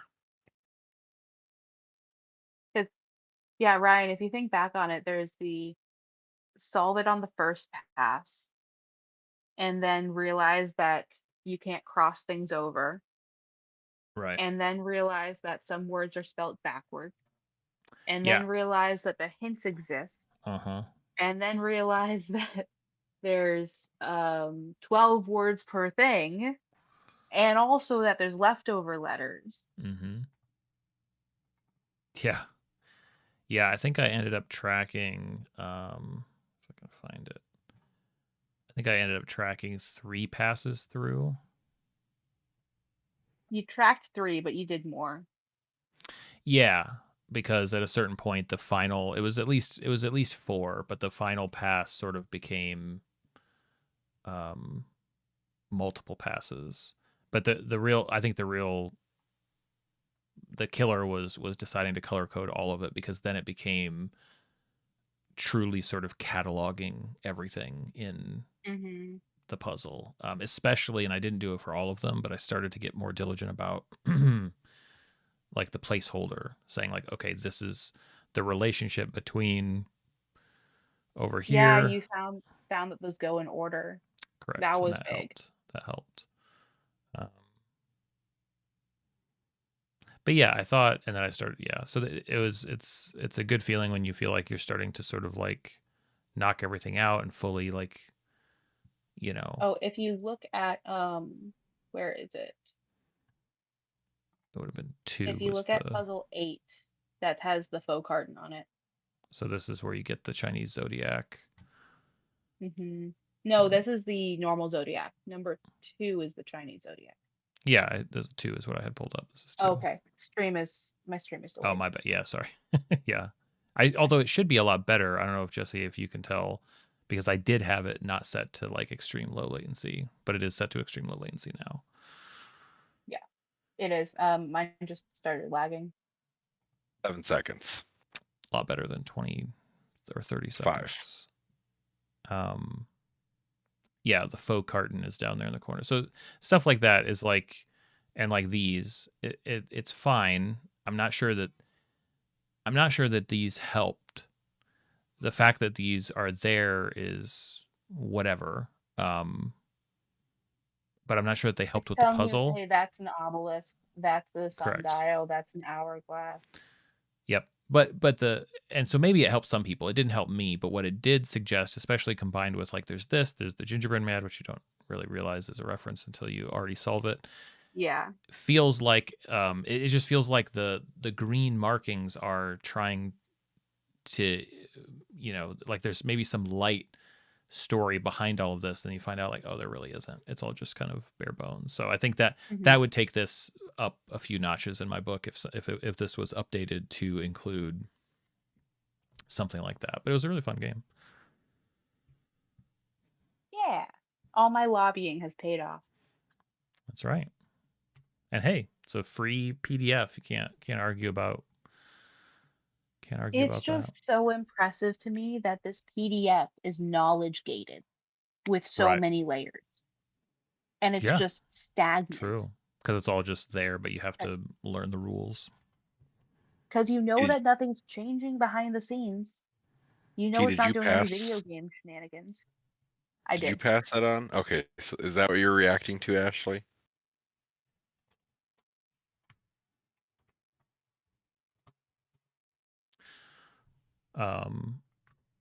I'm just ignoring all of you guys because I refuse to engage. So I finally figured out. I mentioned it this afternoon, but I'm excited about it because I know, and I probably won't share yet what it is, but I think it's pretty on brand. I know, not that I need new projects, but for a while I've had it in my mind that I wanted to interview dungeon masters. Ooh. But I've never. It's always been missing the hook.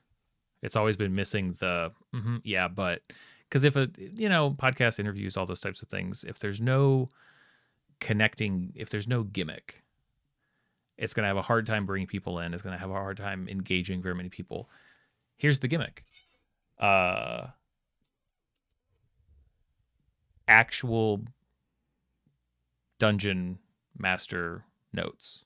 Show me your session, your actual, the ugly, the gross, the disgusting, not the shined up for everybody on the internet to see, which we've all done. Show me some real selections, and that's like the crux, the topic. So it's like each person's like actually their brain on paper to run a session, maybe like their favorite example, maybe the most embarrassing, like that, the rawness of that becomes the center point for, so many discussions I think would spawn from that. That's the crux of the concept. I think that's awesome. I'm pretty excited about it. So now I just need to, again, finish some of my stuff and do that. But so I'm excited about that. So now I'm just like thinking about that idea.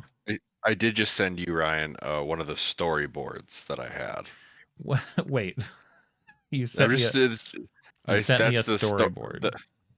That is you can't really read anything, but that's the storyboard for me, the Tomb of Annihilation game. Okay. And it hasn't been updated since. I love it. I crossed out Act 1. But that's what I'm talking about. Like everybody has, like some people's are going to be digital, some people are going to be written down, some people are just going to be like, no. Oh my gosh, you should see my lesson plans. It's a chart. Yeah, no, but some people would be like super hyper organized. Other people would be like, because the things like I can certainly pull from my own, and I think I'm given like so much of what I do on stream is just kind of making these things transparent. I do a lot of this kind of prep on stream. I have, I think, things to say, and I'm curious about other people and how they think about theirs. But I could certainly pull from my, hundreds of notes on running sessions. Like here's one where I'm like, man, I was prepared. Also, here's one that is kind of embarrassing to show, but it was a totally fine session and nobody can tell, right? Like that disparity. And I think that honesty Yeah. from other DMs to actually get to that point would be really educational for a lot of people about like, oh, this is actually what it takes, or this is what people can get away with. And then it's just Like, about, oh, they don't all have it together all the time. because guys, how Here's high would I have to stack that pile of notes before we get to see some of the pros here's stuff, here's my Ooh. notes for the entire session that Right? we played today. This is what I had written Are you down. sending it to me, or are you sending it to the group? To you. Just to me? Okay, I'll This take. this is my entire notes. Exactly. But here's the thing, though. The Wait, funny I want to see it. well, we'll save it for the show. But the funny thing about it is I've had similarly, right? Like I'll have sessions that I go into where I'm like, I'm flying by the seat of my pants. I did not have the time to prep. I jotted down stuff on a legal pad in between other stuff I was doing that day, and I could hobble together a session. And then I also have times where I'm like, oh, everything from soup to nuts, I've figured it out. I know exactly, it's all organized. I've got all the stuff. And those notes can sometimes be pretty similar. Like the notes themselves, it's like, wait, over here, there's 10 bullet points that you wrote down because you didn't have much time. But over here, at the end of the day, there's only 14 bullet points. Like what's the difference between these two things, you know? Yeah. But I also, while saying that, I haven't done this analysis on my own notes or anything. But I think as far as a research project, this could be really fun. Hi, Eli. Hey, Eli. Yeah, half How's it of going, my Speed lessons Talker? that I give are just written on legal pads. Not even like the 5x7 inch pads of paper that they give me for free. That's Mhm. where I write down my lessons. Yeah. So I'll add it to the pile Yeah. of Well, because it's just awesome like ideas. a But list of equations to pose to them, or mhm. a bunch of May vocabulary may too. may I ask Ryan, how big is said pile Wait, of what? My notes? of ideas? Oh, shoot. It's pretty big. It's a pretty big pile. Yeah, I think It's we a all very big have pile. like this pile of projects that we wish to do, whether it's just crafting projects or online projects that eventually becomes too big that we end up doing a lot, but also nothing at the same time.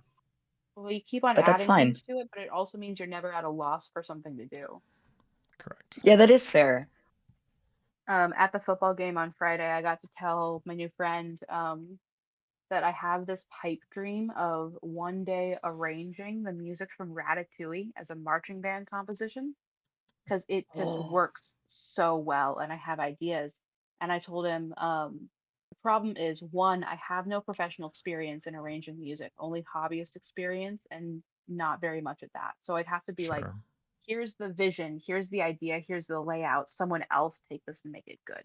Right. And the second problem is licensing. The mouse would stomp on that. Probably. Yeah. That is very fair, yeah. Like But I've seen the show is called Anyone Can Cook, and it's got music from all over the movie, and it's very fun. I like it very much. It'll never happen, but I love it. yeah, like yeah, the mouse can be very scary. I remember seeing this crocheted bing bong from on Reddit, and people were asking for the pattern, but it's just very risky with the mouse being out for basically anything at this point. Out for blood. Yeah. Out for the blood. Is this? I need to get someone to help me measure my wingspan so I know how big to make this because I don't know how big I want it. Are the wings like a cloak? Is it going to be like attached to your sleeves, or is it going to be like wire running through it? Because that would be awesome. Both would It's be, gonna but be still. like a shawl, so it's gonna drape over my shoulders. Oh. Its length is looking like it's gonna be like a cropped length reaching to my mid back. However, I'm also gonna add a lower portion for like the base tail fins.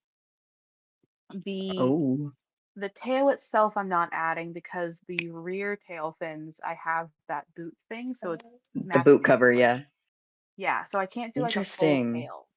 But I'm gonna do the main wings and the base tail fins, and the spines to like go down the middle of the back. I might stuff those. Ah. Yeah. At the end of each wing, I'm gonna have a little loop, probably of chains, that'll go around my ring finger, and then when I spread my Yeah. arms, the whole thing spreads. But the rest of the Yeah, time, that it's makes sense still so that it doesn't the loop can keep it from falling. I have yeah, not necessarily something super similar. I just sewed on a loop of chains and a button to a blanket I have just because I like having it on my back and it's annoying to oh keep putting it back on. So I just put a yeah. button on it. Um, and so then the rest of this costume has black leggings, black dress that fits real nice, black boots. I think I Ooh. might braid my hair. When I went to the concert, I made this last minute sort of green and black flower that matched Toothless's eyes, and I put that in my hair, but I'm not very happy with it. Oh. Yeah, I think I've mentioned this before. I made once just these little Toothless and Light Fury guys for my aunt who just put them on her dashboard. Hmm. But I've seen I'm so the yeah, go ahead. Go ahead. I'm so particular with like the fan art that I make, where it has to be these incredibly specific references. I'm not satisfied with just making plushies that kind of match the thing. Like, I'll never just make a Toothless plushie, but Yeah, I followed a a pattern at the full time, like but Disney bounding cosplay for sure. ooh, Disney bounding. I've seen so much about that. I've never personally been to a park just because they are loud, crowded, and expensive, And far but away. I would love to Disney bound. You can do it whenever you want to. You don't have to Excuse do it me? at a park. You cut out for a bit. You can Disney bound whenever, wherever you want to. It doesn't have to be at the park. Yeah, that is fair. That is fair, Your yeah. your Ryan, wingspan. Jesse, do you guys know what Disney bounding is? That I is fair. googled You could it. just walk around Disney bounding. No I one will don't. know. I don't know what that is. No. So you can't just like walk around in full costume, dressed up as a character, right? Hmm. But if you want to quote dress up as like Ariel, you could wear a purple top with like a green skirt or green pants, and then Yeah, that matches how she has like the purple shell bra with the yeah, green tail. yeah. Or I like Mike and Sully being like one person wearing blue and purple and one person wearing green. And so it's a Oh, that very would be subtle awesome. reference.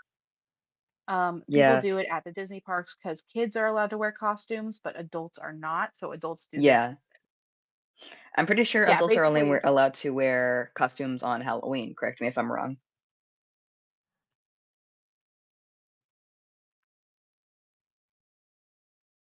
I believe so, anyways. Hmm. Your Did they? wingspan should be basically your height. it should be basically my height, except I'm removing the length of my middle fingers for each of them because it's going to loop around the base of my middle finger. And then also it's going to stretch a certain percentage when I block it. Um, Ooh, that's gonna be a big blocking board. I've blocked like one thing in my entire life, being these granny squares for a jacket I made once. But yeah, that's gonna be a big blocking so board. I don't actually have a blocking board. Instead, I have, you know, those foam puzzle piece mats that Yeah, they have that's in what like I was classrooms thinking and of, stuff. was like those foam grid lines with the pins in it. That's what I was I have thinking of. I have a 36 pack of those foam block squares that puzzle piece together, and I Ah. just put it on the floor, Oh. and I use T-pins to go into there. I put a towel Oh, underneath okay. it in case any water comes through, and then I steam it on the floor. Oh, okay. I was envisioning like those like made for some like something particular with like grid lines on them, but no, that makes a lot of sense. No, yeah, Eli, I'll send you a photo of me blocking my last thing. All right, hold on. Hold on. I've been Yeah, sick the last 2 days Ryan? and I okay, there it Right. is. So that's like my blocking board behind it on the floor. Oh, okay. Hmm. Yeah, okay. I've seen those a lot at when I was in elementary school a lot, and then my Basically, little cousin had some with letters in them. Yeah, that's creative. they're cheaper than the actual blocking mats because they're for kids, and but they're the same thing. Jesse, you were Yeah, that saying. No, I was just saying, yeah, Ryan, because me and Ryan know nothing about the crocheting arts. Oh, Yet. okay, now I feel bad. Yet. Well, I guess Ryan knows a little bit just because of Ashley, but Yeah. Yeah, I I'm just know a updating little the bit. spreadsheet. Crochet Club launches on Friday, and all 20 of my seats are filled. Nice. no, I've been doing an online program this year, starting high school, just because my dad wanted me to be able to go to work with him. I haven't yet, but there are a bunch of clubs. Sadly, there's no crochet club, but I have considered joining the esports club just because a lot of people get upset of the fact that I'm kind of good at Mario Kart, at least 8 Deluxe, and yeah, realistically, that I can think of one there. I know like 1 or 2 people that give me like good competition, and that is my best friend and well, yeah, I think that's all I can think of at the moment. But Mario Kart's a very fun game for me, and people absolutely despise when I win. And you're best friends with that person because they actually can match you at Mario Kart, and so you found one another. And said, "You have to No, stay we've been friends." friends. We've been friends for like 4 years, but I discovered that he's like a really big Nintendo nerd. He's been getting into other games recently though too. And every single time he comes over, we either binge a show. I've been getting him to watch Carmen Sandiego, or we play Mario Kart, in which it is always very close. His favorite track is Wii Rainbow Road. Mario Kart Wii is my game. I play on the Mach Yeah. Bike, Princess Peach, automatic because it's so hard to drift on the Wii. Oh, that reminded me. It's my sister, the other person that gives me actually good competition. She always plays as Peach. That's why that reminded me. Yeah. Yeah, my sister rarely plays, yet she's very good, and I'm very surprised. Even though she was the one who paid for like, I think like 70% of the Switch. I know I paid like 80. We bought it together, and she paid the rest. So I think she paid. She definitely paid more than like 60%. I think, I don't know, but she paid. It was like $300 at the time, and I paid like $80 of it just because I was very young at the time. Mm-hmm. You still are. Well, yeah, Aren't we all? Yeah. You. Yeah. at heart, Damn it. all of us are. Jesse. There's no offense. I was trying to slip No it by. offense, I'm I was trying so to slip sorry. it by. He's over I'm there. so sorry. And I'm so sorry, Ryan, for saying Jesse, that. Oh my god. Jesse and you know, the V's are working against me over there. They're going like, actually, we were talking. You're 50, right? Yeah, I think. If I had to guess, he's at least low 60s. I think that's what I would estimate. Oh no. I get older Just every time saying, I my talk to you brother's- guys. My Which is brother's also 2 years true. older than you, and he doesn't have all that gray hair. But to be fair, I've been collecting this since I was in my like 20s. Like this is not a. Some people just get like, I am gonna retain most of my hair, I think, for a long time, but it's gonna go gray. It's just gonna be gray hair. Which, Yeah. Like, pro tip: find my somebody dad who's cool with is that. Yeah, I mean, my dad. silver and a full head in your 60s looks Yeah. great. Totally. I'll be Yeah, fine. that Or that in my genuinely 40s. looks good. I know people like that. Well, when you are eventually in your 60s and you still have a full head of hair, it's gonna look really good. And Jesse will still be Yeah, here that is saying, true. you look 80 at best. That's what he's gonna be Oh there to do. no. Jesse is Okay. the I think I'm bully gonna that we all hop off attempt to for the stop and night. fail. All right. I'm Alright. pretty good at stopping him, at least Yeah. short term. I just don't Alright. have the willpower to argue with T. I have Does more take that. willpower. Okay. I will talk to you guys all next time. It's been a See you, T. blast. Yep. Enjoy your Goodbye, T. Monday. My Labor Day. Monday with no school. Tomorrow day is Labor Day. Yes, that day. Yeah. Yes. Okay. Bye. Hi, T. Alright, bye-bye. And then there were 3. That's right. Dang it, Ryan! Why are you posting videos before you're live? It throws me off every time. What do you mean? What'd I do? You post it because whenever you're gonna play a game, you always post it beforehand. Oh, are you trying to like? Yeah. You're trying to streamline your process. You're trying to like. see what you're doing. I get into my flow state, and then you frick up the flow Yeah, state. You just have to look for the It's because notifiers. he uploaded. Yeah, you just gotta turn on the everything he ever uploads on notification. You could also did do it go as the through the new YouTube latest page. night. Why would you use that doesn't Discord? give- Just go to YouTube. It doesn't tell me when you post or when you went live. Oh. Doesn't give me the time. Or I guess So when I went back, tricky. I see what you're saying. That's why we have Discord. Why he tells us every time he goes That's live on right. Discord. Yep. Yeah, you guys can't avoid the information. Although I did have one. I don't know when I had it, but I remember having some sort of thing where it would notify me every time you went live, so I don't know what that is. Yeah, there's a role that'll do that. I always ping the and I don't know if you can search for that, Jesse, in the Discord or not, but it's like the @notify live role. Caught up now, thank you very much. Okay, all right, sorry. Appreciate you. No, but Stat tracker. I thought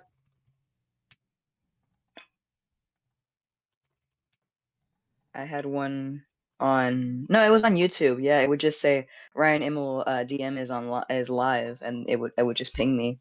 So I don't know if that's a YouTube thing or. It is, yeah. It's nice when it does it. The Discord stuff is helpful because sometimes it doesn't work. YouTube does it when it wants to. I'm sure there's some algorithm behind the scenes determining when it makes sense to do and when it doesn't, but it also is tricky because sometimes it will only notify if like it's been scheduled for a little while and then it goes. I don't know. There's all sorts of weird stuff about it. But Discord is reliable at least, so I'll just use that. Discord has the ability to control. A new latest stream start time too, with your 1:13 a.m. / or 2:13 a.m. really early, depending on your perspective.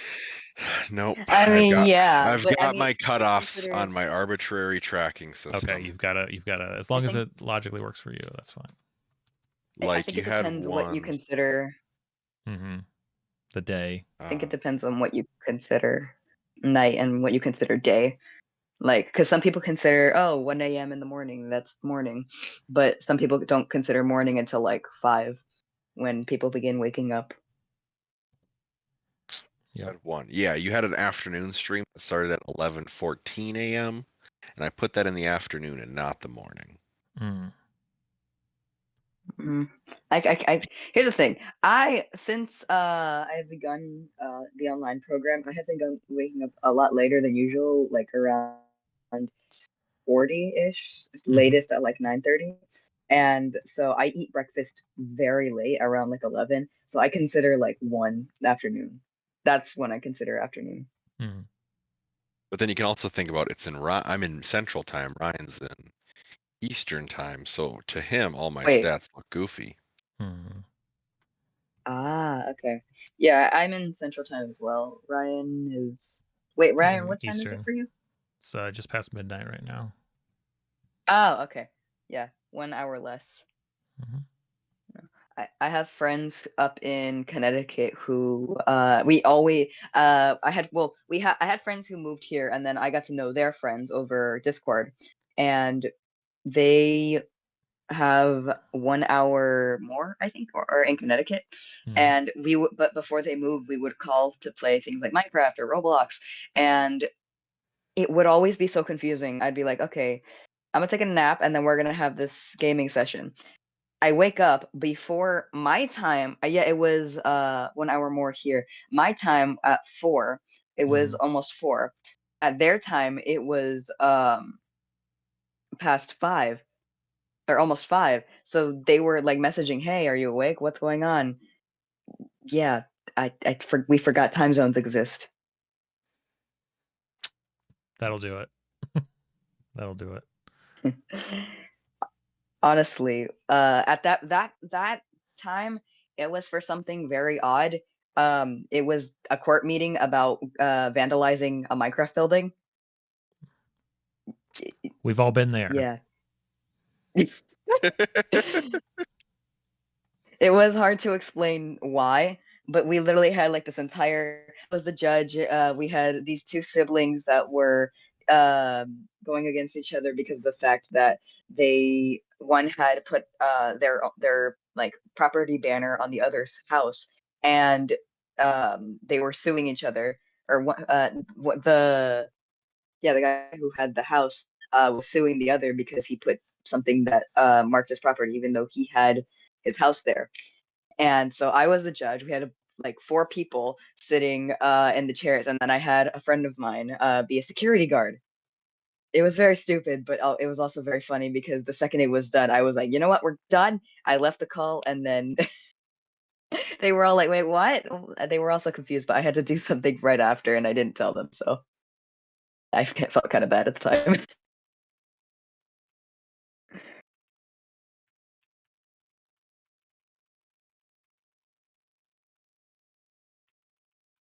Why can't we all live on the same continent? Because the Earth has multiple continents. It's actually I just put it in the chat, but I'll say it again because it's actually like sometimes Think about the internet. the only still great thing about the internet. 'Cause sometimes, you know, you have those days where it's like this was a mistake. But like the fact that it is Yeah. this leveling of like it's hard for all of the negatives, I guess. It's still, I think, a resounding positive, a win that, you know, you can be in the smallest small town somewhere where you'd never have the means or ability to find like-minded people, and it's like you can build a community with the internet. You can find Yeah. like-minded people and close those gaps, those distances. It's harder Yeah, without the definitely. internet to bully a 30-year-old man.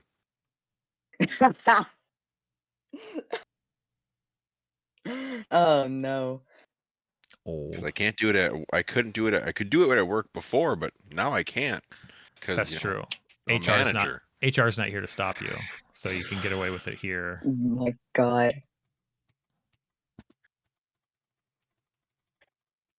I was going to mention before T left about the How to Train Your Dragon figures I've seen at like Walmart and Target. I want to start collecting them, but I do not have the room. Like I had to get rid of my shelf because it Sure. broke, so I'm just stuck with the top of my dresser.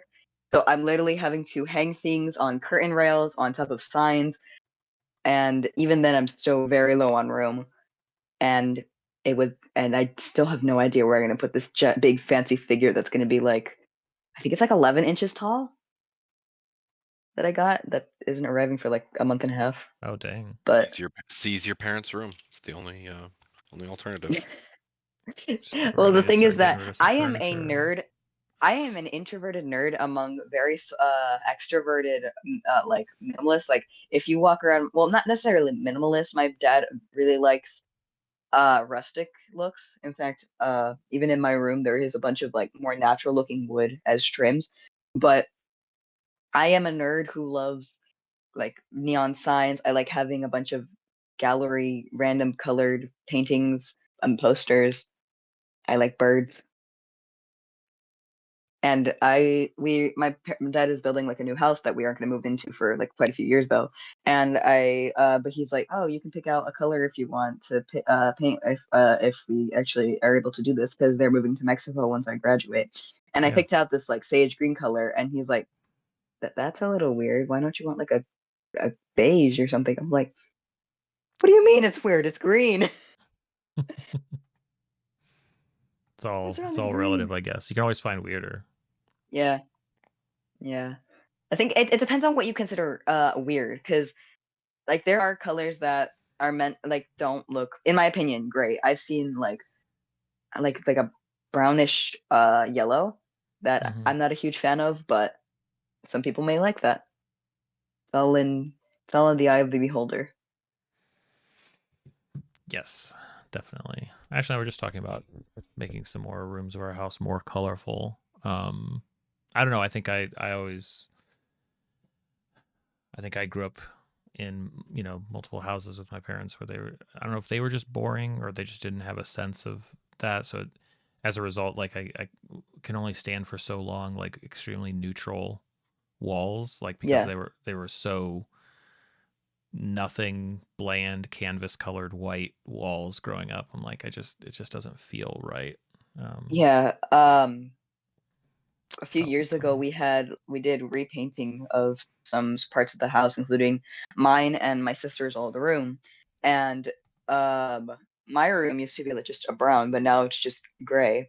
And then my sister used to have way back. I barely remember this, but like bright bubblegum pink walls, then electric green, and now finally gray. Nice. Try it all I have a out. lot of Yeah, I have a lot of memories from just because she is 9 years older than me, and so I would just barge into her room when I was very little and just go up to her ceiling, steal the glowing stars, and then just leave. Remember glowing stars as a kid? I wanted them, but the thing is that like she had a more smooth ceiling, and that they have texture on it now. But growing up, I always had that textured ceiling, and they never stuck. And that also was the problem with when I tried LED strip lights. They just didn't stick, and it was very annoying. So I just got smaller lights. Well, not really smaller lights. I have this big sign that lights up, and I never turn on my main big like fan light on. Mm-hmm.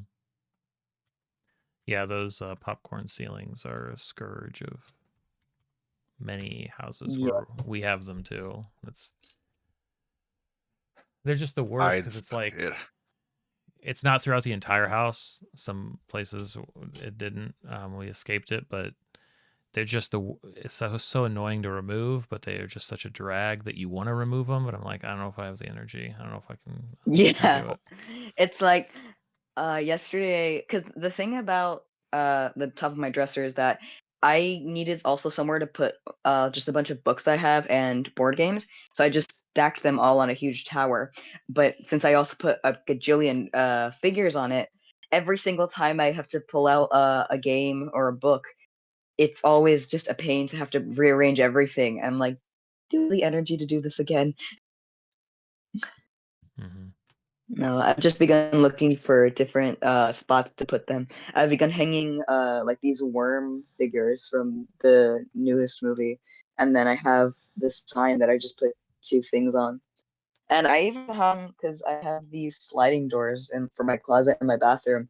I hung this Star King figure, but it ended up falling on me and it hurt.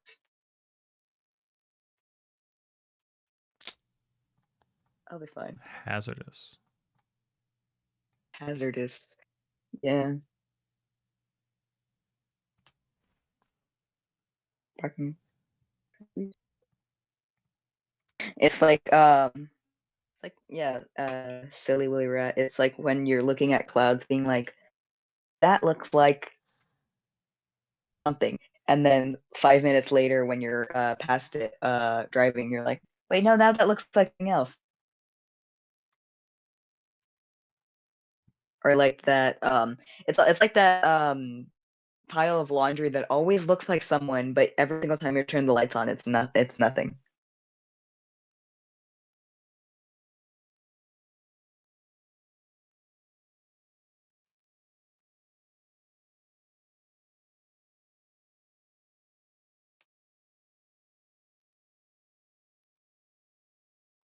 Jesse, I forget, is your game weekly or every other week? The one with the gals is every other week. Okay. Couldn't remember. Once I was going back to the 6 sessions in, I'm like, wait a minute, it's been longer than that, hasn't it? But my sense of time is screwy, so. No, we don't always. We've had a couple where we didn't play for a bit, and Sure. I have to talk with them about holiday scheduling. Yep.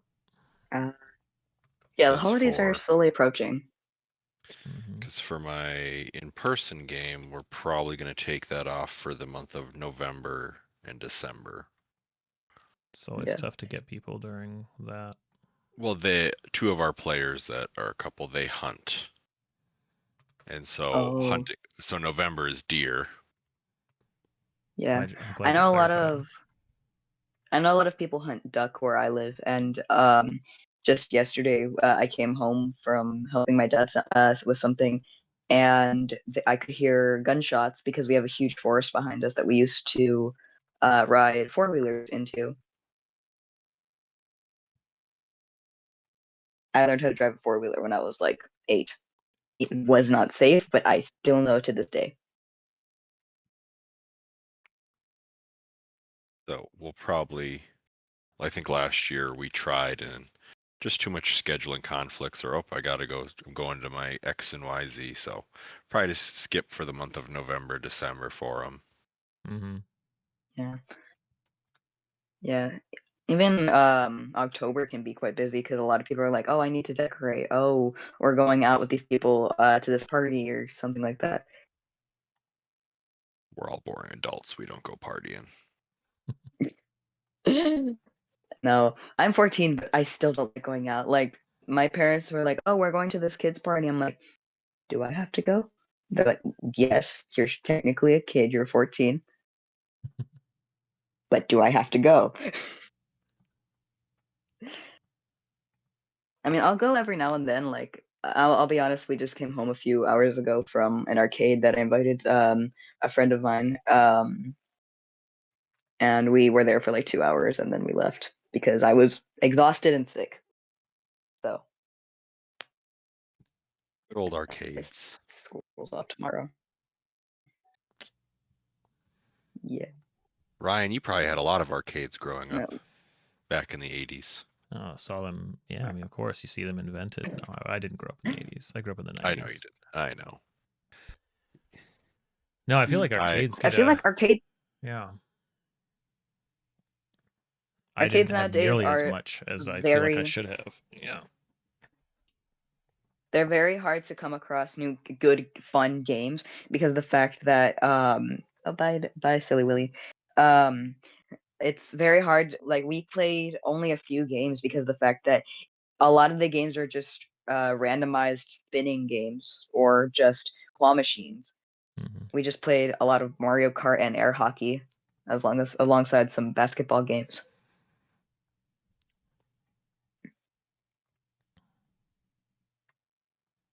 Yeah, I remember we had one as a kid growing up in whatever mall. And I remember we went there with my brother would take me when parents were out of town. And I remember we showed up at the time and it was gone because we hadn't been there in a while. And little, Oh I don't know, no. 7, 8-year-old me was devastated. Yeah. No, that was so yeah, I've had a similar experience where here where I live, there is a type of like clinic and hospital that is only for here because it's literally called X City Regional. And I growing up loved Panera Bread. It is my favorite restaurant to ever go to, and the closest one now is like 45 minutes away, but we had one that was like 20 minutes from where I live. When they got rid of it, I was so upset, and I still am to this day. And they replaced it with a clinic. I'm like, I know it's for the greater good, but I want my sandwiches.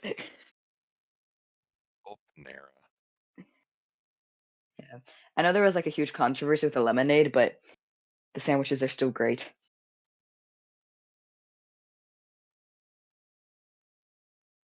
So me and Sarah should. I wonder, are they open on Labor Day? Like after it closed, my mom was like, "What if we try to make one at home?"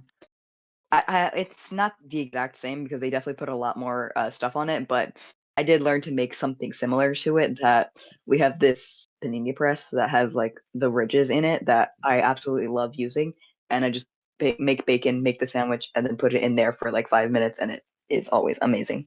But it Panini doesn't beat the presses one are from the restaurant. Panini presses are good. Yeah, It's for me, it's one of those things that I forget exists until I don't, and then I get on a kick with it, and then don't yeah, touch it again. yeah. It's like thing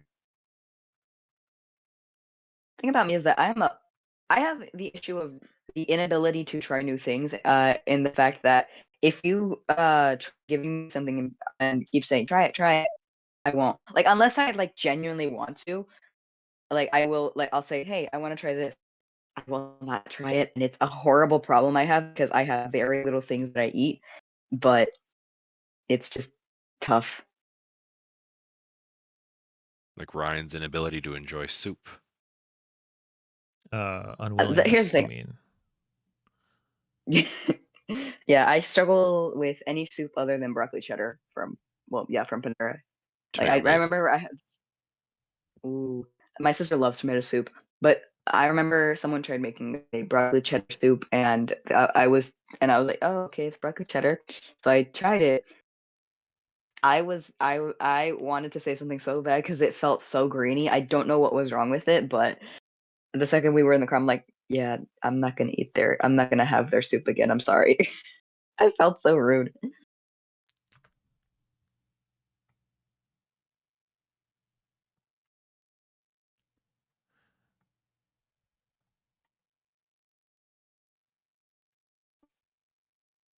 I feel like the last time I willingly tried something was a long time ago, and it was pineapple.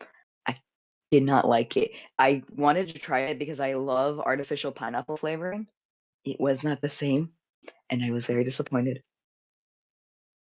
It's like It's bananas, an like, artificial banana. yes, I was gonna say yeah, artificial banana. I like bananas, but artificial banana is like that one nostalgic thing. I like it in popsicles. I know there's Laffy Taffy, but Laffy Taffy's too sticky for me.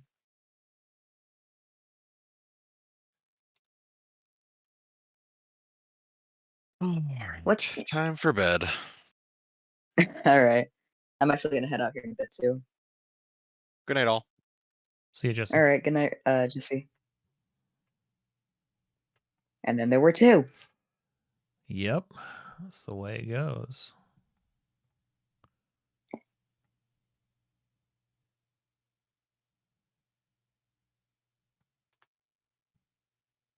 Shows me what I know, saying that editing streams are boring and nobody cares. I feel like they're boring until Everybody someone shows like up. yeah. The VC is always what makes it more exciting because then you can have the conversations in chat, you can have them in the VC. But yeah, the editing, but when it's by itself, can just be a bit Oh, of course. dead silent. Dead silent. No offense. No, I'm not offended. I feel like it's one of those things that so many people nowadays make it seem so easy, but reality is that it can be very hard. Like I remember, I excel at showing just how difficult some of these things could be. That's part of that's a. And it's like recording things too. Like people make it seem so easy to get the right angles and everything, but when you try for yourself, it can be very hard to get good lighting, good this, good that. Yeah. Yeah. It can be taken for granted for sure. Like unless it's like a controlled environment, but I mean, I can still, I guess, just playing more off my age as the stream continues. But I mean, I can remember when it was still really, really weird and strange to try to pull together the technology to even do a podcast, to find, a decent but not overly expensive mics, microphone. Yeah. How to handle that audio, streaming, all of that stuff. Now it feels like everybody's got a podcast. It's the easiest thing. Yeah. ever. Like I keep seeing, oh, we're writing a book. Oh, we're doing a podcast now. Oh, we're live streaming now. Yeah. And yeah. Oh, we have a separate channel for shorts. What's that? No, I didn't say anything. Oh, separate channel. Sorry. Yeah. Like I'll say this, having one channel for everything is very convenient. Having just regular videos, having shorts it's very convenient. Yeah. But the thing about it is that if you have as I said, it's convenient, but at the same time, people often watch you just for your shorts and not for the long form because attention spans are getting shorter and shorter. Yep. Like I've seen people who will have like millions of views on shorts, but like on videos they only have like a couple thousand. But right. Well, they're almost like you're saying. There's very little crossover, so sometimes it can feel like. And I think it's interesting to see people respond to this, like you said, with setting up multiple channels, different things focused on like kind of one of these items. But the interesting thing to me, and this is, I mean, we'll see how this goes. Maybe I'll change course in the future, but YouTube certainly seems to be communicating that these things can all coexist. They've not separated them out with the channels, which makes me think that while the efforts are different and they're different audiences, there must be a way to sort of have them all be successful on one, assuming that the topics Yeah. tying all of them together are close enough to keep people engaged. I think Yeah. you could certainly go so far off, the expectations that people like. If all of a sudden I started doing like movie reviews or something, people would be like, "What the heck is this channel for? Like, what is going on?" Yeah, because if it's so much of different things in one location, it can Mhm. feel like a channel where, oh, this person uploaded, oh, it's not what I watch from them. I move Yep. on, and it can just be very slow sometimes. Absolutely. I agree. Like And I remember I'm watching fine this. with the audiences being somewhat different, right? There are people that watch Yeah. the videos I put up on YouTube, but also on Instagram or TikTok or stuff that will never cross over and be stream audiences or be in the Discord or Yeah. do other stuff. That's fine. Yeah. Like a lot of people say that because I've seen so many people complaining about, oh, why is there always part 2 videos? Why can you not Mm. just make it faster paced? But it's sometimes needed to have more time to explain things. So that's like a lot of times, even you use it, I've seen, Mhm. where you direct them to a full length video. Yeah, it's a tricky thing, and I think that it's definitely easier now than when I first started, even just a couple of years ago, because YouTube has sort of laxed on they've relaxed on their restrictions on short form. You can obviously post some longer stuff. Each platform has its own limits. The thing that I think, I think what really works for short form is kind of what we've already said. I think it's viewing them as two different audiences, which means you sort of can make things that are specific to each. I think both long form and short form can learn from each other and should develop, accordingly. Like if you apply short form Yeah. learnings to long form, that can be really helpful. But also short form stuff, I feel like it's most successful when people treat it as not a trailer, not a teaser, but it is the thing. People Yeah. want the pure, what is the most Like, entertaining I've chunk seen a lot of only. I right? see a lot of people.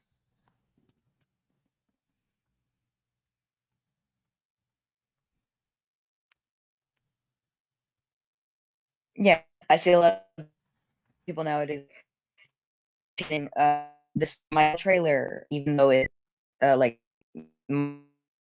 begin channel, but it'll be good for people to see what it's about. But I do not feel like short form should be that, because short form can be something that allows you to see something and learn from it, and then you can be like, oh, I can check out this person's other stuff. But it shouldn't be like just something to show, hey, I do this, you should watch my videos, because someone's attention span isn't that. It's just seeing something that's interesting and then moving forward, Yeah, it's funny. if that makes sense. Yeah, I think it does. I think that's I think I generally agree. Because even for these, like I'm now putting up these little clips from streams that are really only 3 or 4 minutes long. A lot of people would, and even me for a while, would be like, well, that feels like short content. But just because it's a length of time doesn't really have anything to do with, it's the type of content and it's the type of thing that it is. And I think anytime I've ever taken a stream clip and worked it into a shorts format, whether it does okay or does not so okay, I never really feel good about it. It never feels like a good fit for what I have done before in shorts. I think that and I haven't found the right words to describe this, but I think that if I make a short video that goes on to Instagram or YouTube or whatever, I think I'm happiest when I make that a very scripted, produced thing. Like I want to do my storyboards. I want to make it a very, it's kind of its own product. Yeah. I can use these clips and these stream things and these other things on YouTube as inspiration for that. But whenever I look at stuff that I've posted, I'm like, oh, this is just like freeform stuff that came from streams. It never feels like, it's like, I don't think I want to do that there. I think it's better to make something that feels like I think It was made for that format. Yeah, like something I've seen people do in the past is like take the audio from a stream and use it as something for people to listen to, but also showing what you're talking about via like, oh, this is what we're talking about, or you could just give them. I see a lot of people giving someone something interesting for the eyes and something interesting for the ears. A good storyline, story, or something like that for the ears.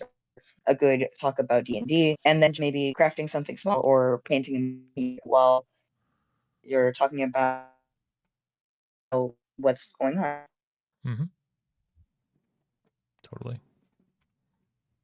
That works too.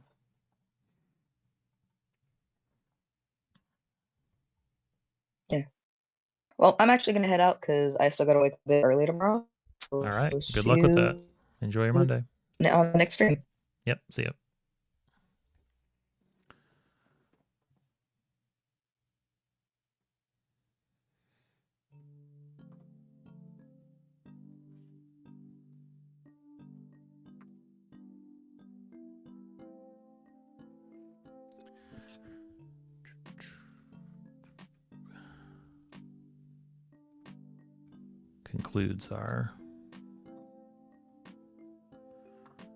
That concludes our excitement on Discord tonight. Can always count on that D&D group to crash the party, which they're more than welcome to. We can hop in anytime with voice perms.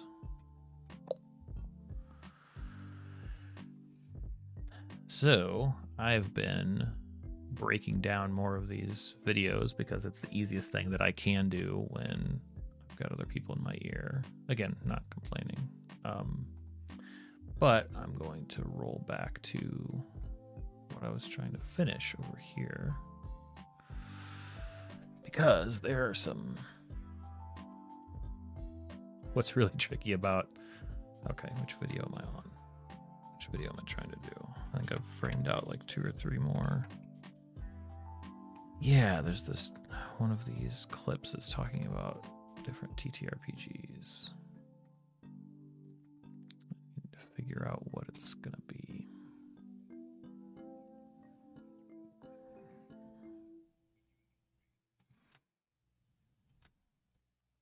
All right, one thing I need to do is adjust that audio down.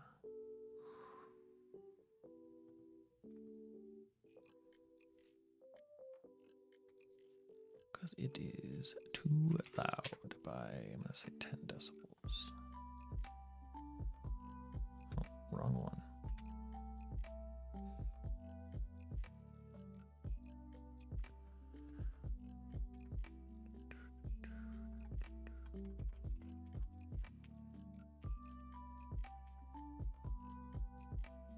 So this guy.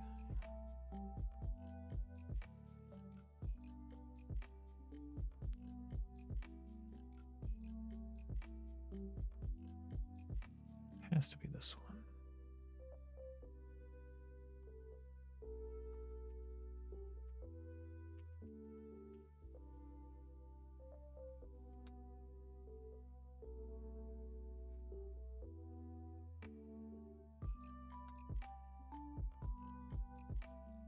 I think that's it.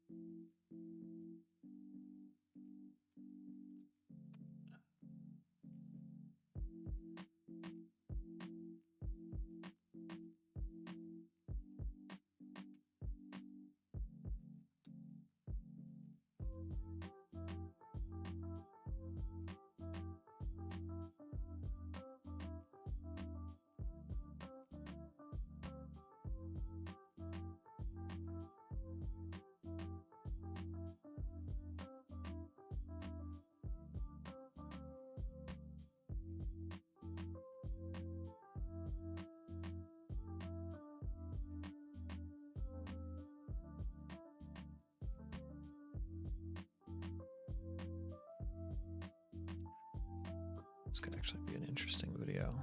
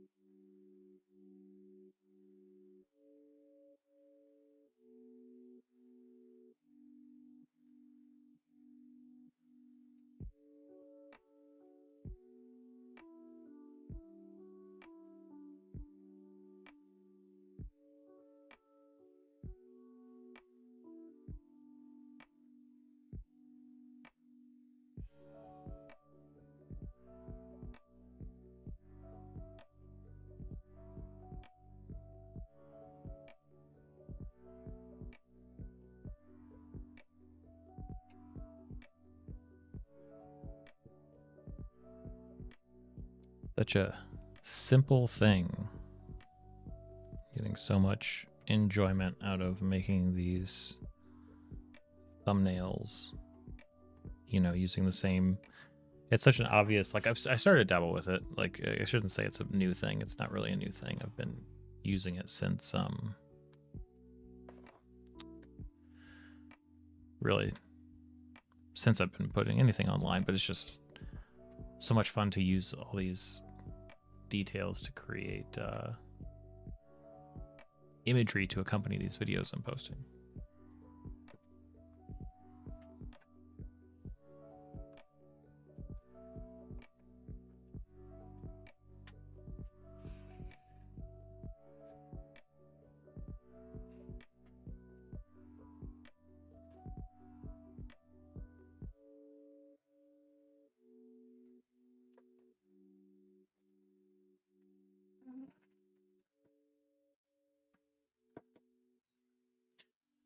And I think one or both of those images that I just shot are going to be killer shots. Let's get them in here.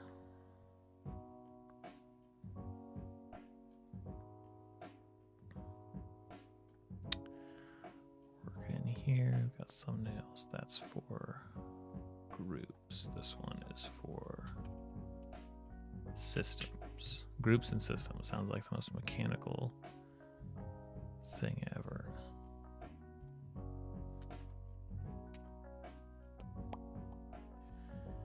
And this would have gone into stream recordings.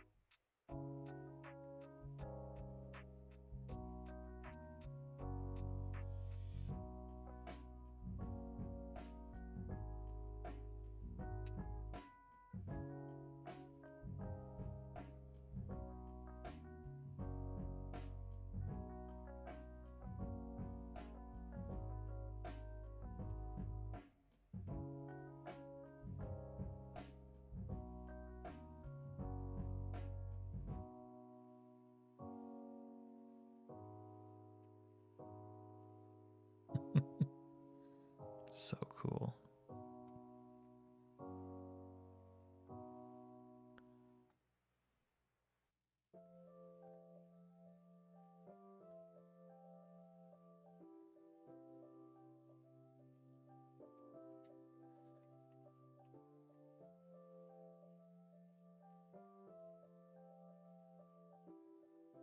So I shot it two ways. One with the sort of the in this mind, like the librarian, the archivist, the DM, let's say, the old wise. Which system should you pick? Obviously, I didn't get them exactly right, but it's not going to matter for, I think, this. So we're going to have two versions to play with. I'm going to go refresh my coffee, and we'll come back, and we'll make this thing awesome. Be right back.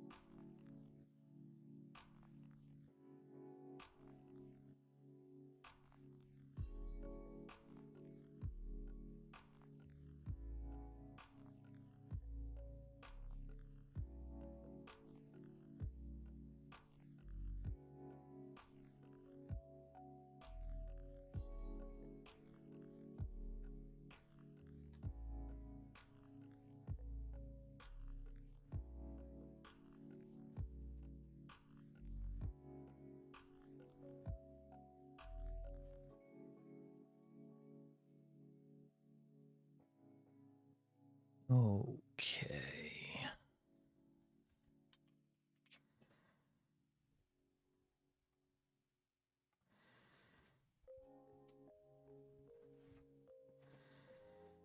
Couple different ways we can do this one, I think. All the good stuff is done in camera on this one, so it's just about sizing, proportionality.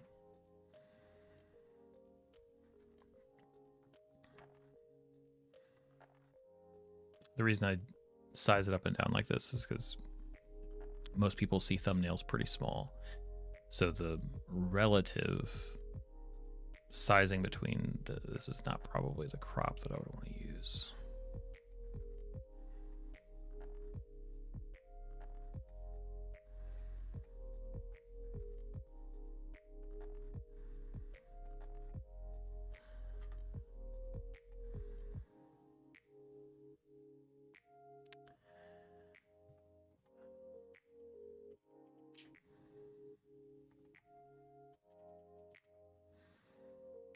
So, for instance, let's take this one,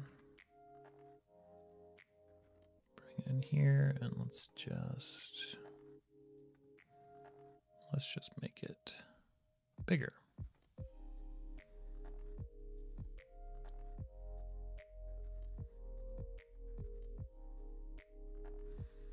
Really get the focus on, or get the all those books and scrolls.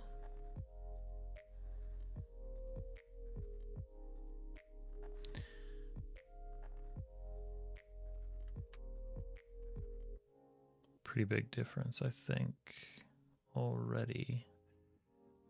Bigger.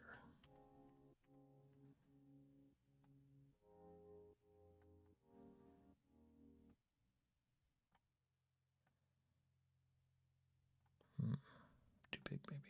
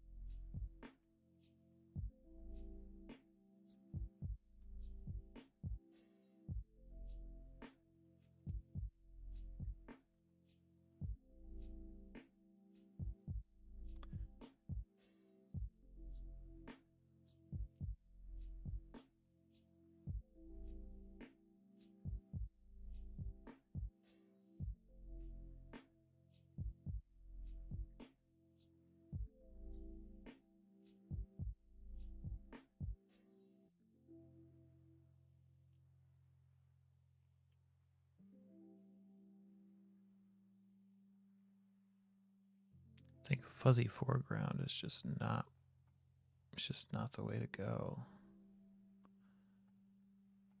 Not the way to go. I'd rather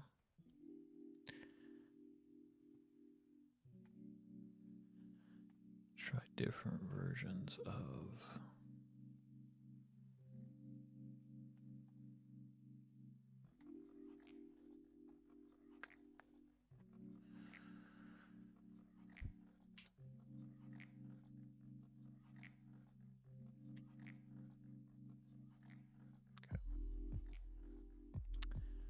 what if I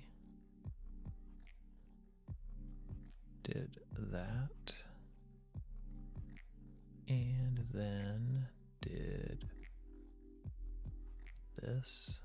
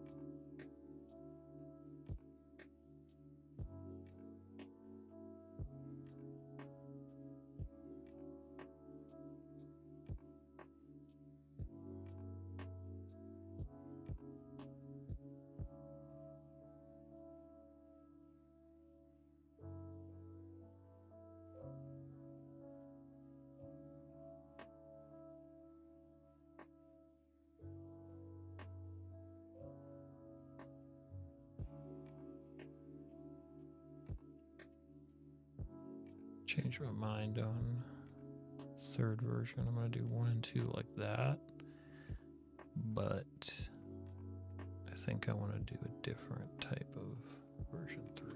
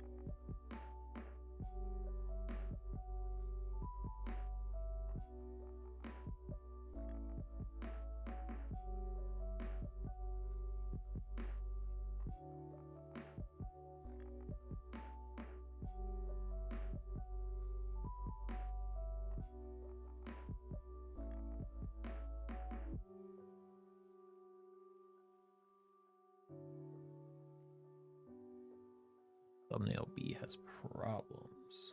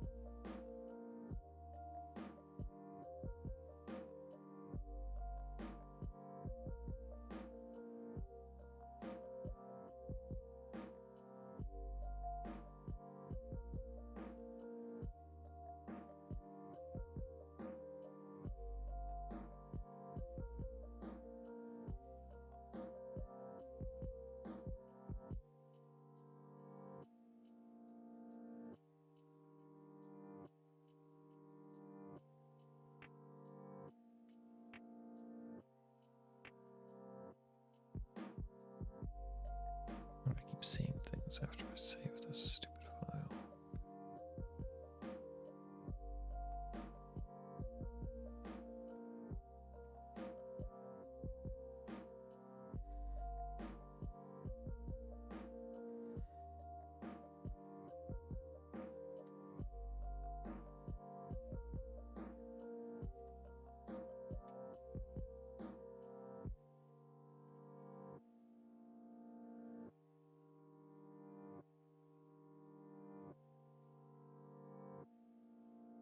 Okay.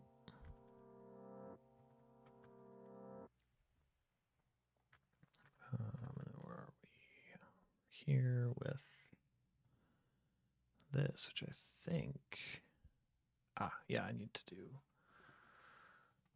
one other thing here.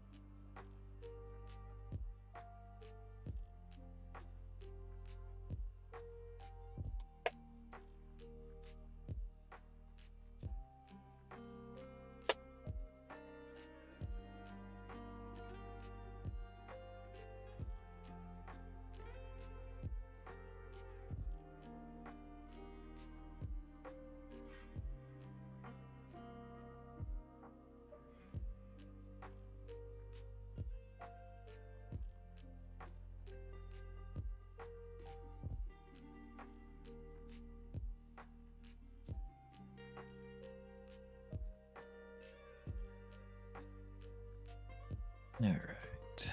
Time to cast for this photo.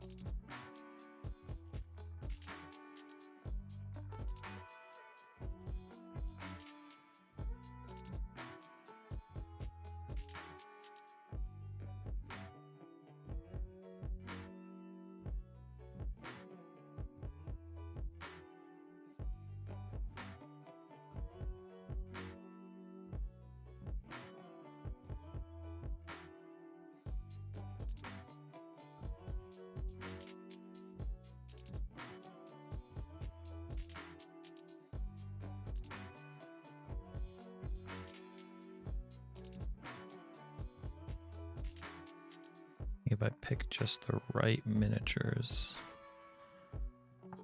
they can sort of, if I crop it just the right way, they can sort of sell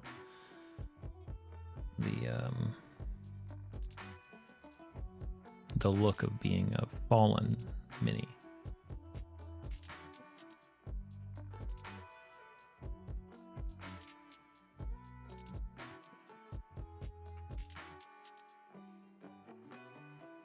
Going scrappy with this, see if we can cheat and make this work.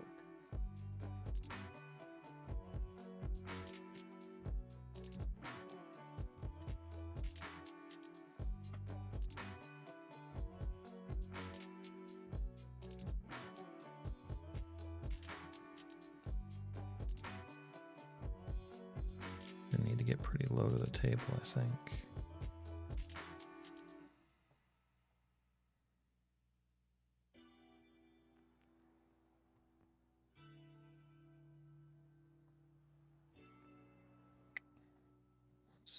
Let's start with an autofocus, I think. Might need to do a backdrop on this one.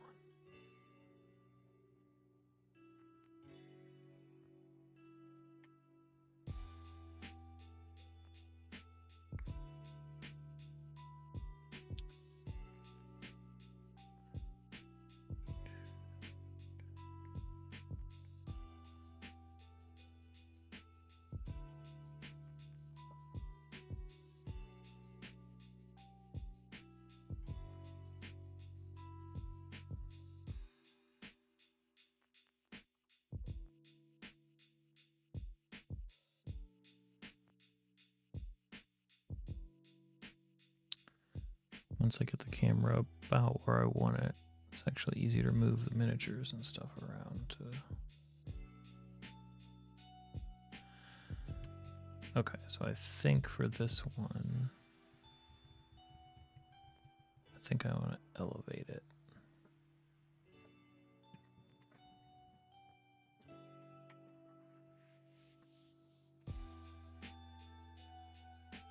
So by elevating the terrain board here, I can actually get a shot that is a lot closer to the ground, because I'm basically just manipulating where the ground is. It's a lot easier than trying to shoot from underneath the table. So we'll just raise that up.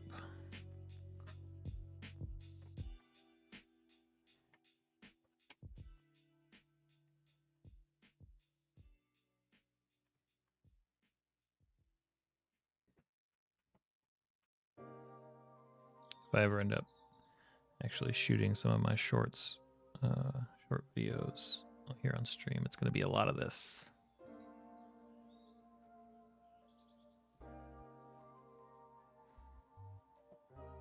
Trying to minimize the amount of shake.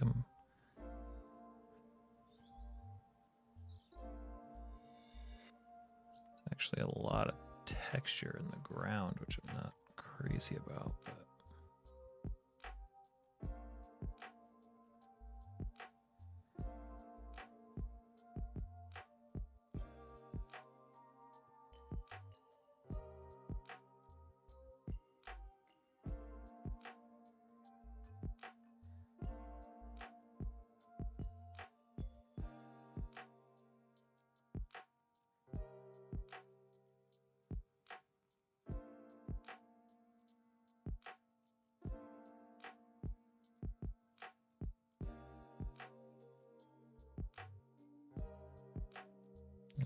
sorry.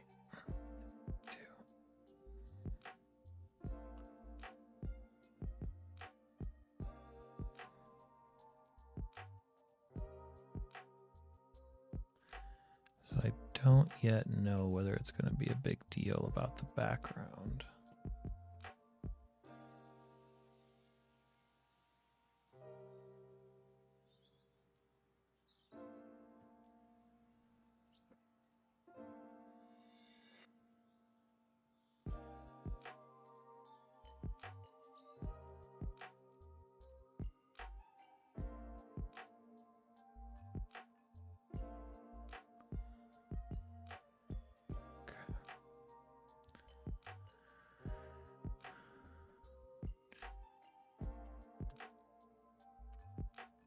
Now we turn off the autofocus and rack it pretty close.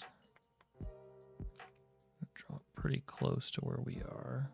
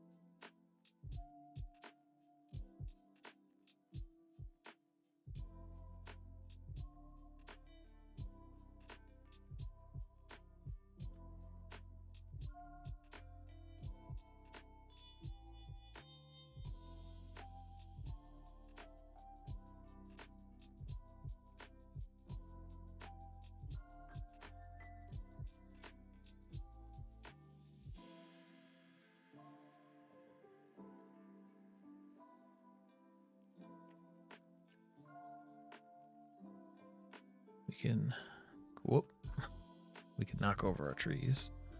That's the first thing we can do. All of our trees. There we go. All right.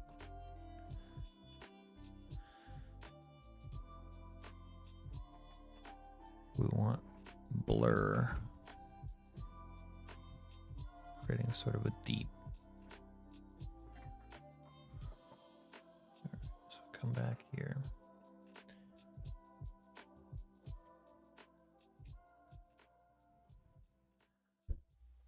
All right, so let's move these guys back. We know we can get the effect we want. We need to focus on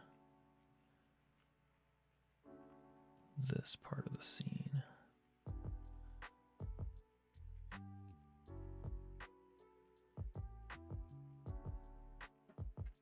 Hey, lighting, that's a good trick.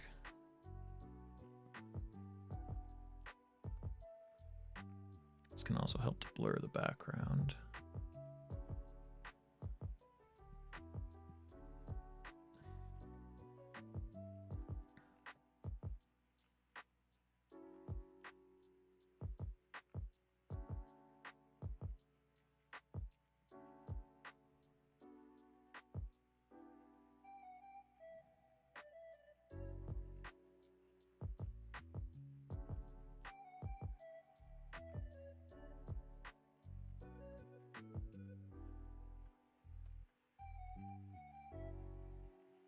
We can always hide that seam in the blurry background if we need to.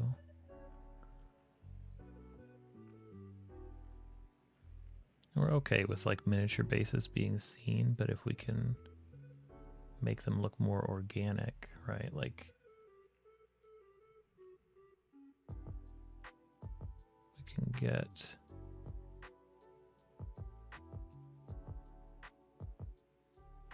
sort of disguise some of the bases a little bit. Maybe this guy can go way back in the distance.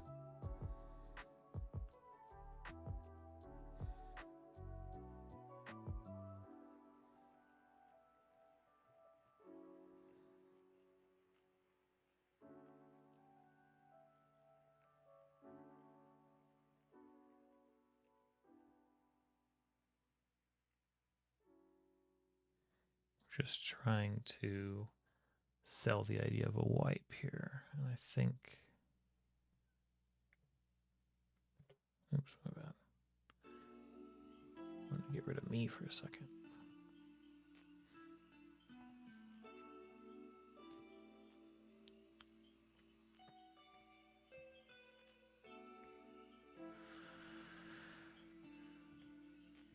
So this is a situation where I'm going to actually pull it into Photoshop before I clean this shot up because we might need to adjust it.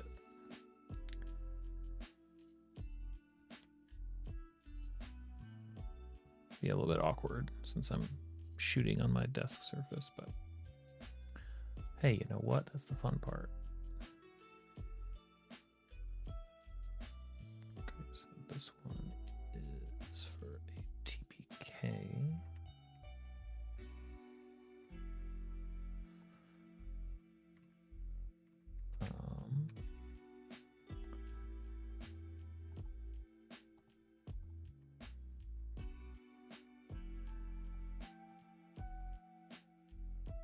Create group.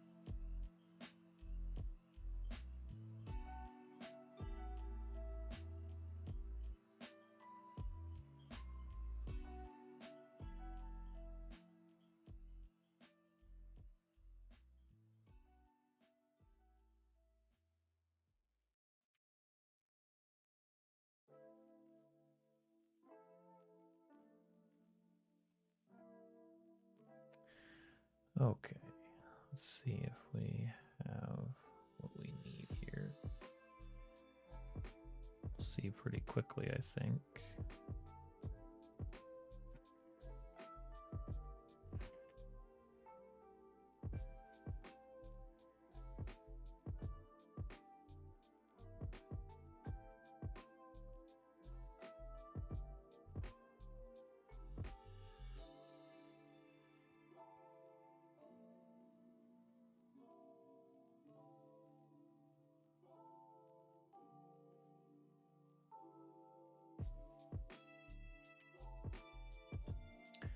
Okay, so this is actually good.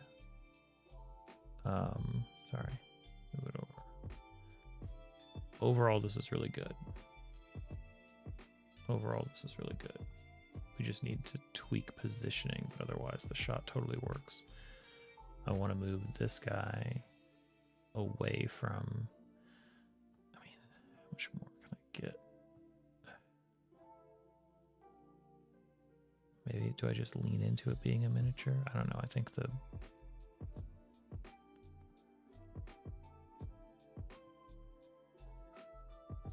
thing about thumbnails is you really can't be subtle.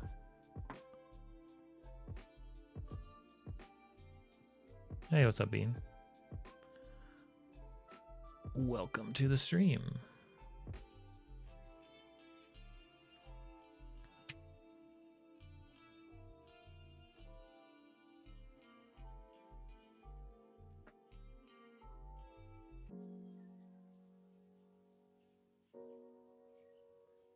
Working on a thumbnail for a video about total party kill, total party wipe. It's actually pretty dang close.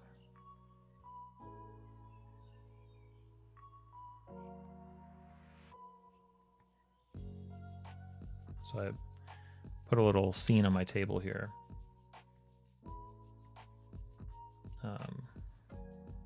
Sorry for the... So I'm sort of shooting it live and going back and forth to make sure I have what I need from it. Because if it's not going to work, I can just quickly reshoot it. Thanks. Okay, so I've got a seam I can clean up back there. This is just a muddied mess, so I think I might be better off pulling them in closer. Get your cream. Get your cream. No, go lay down. Cat wants to be a part of every stream. Okay, so I want to bring both of those monsters closer. I think I might want to move this one too to get it more in focus. What's up, Gravitol?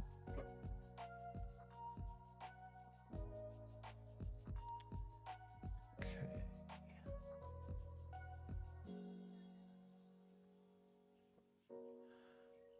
Trying to keep in mind where everything is from the zoom.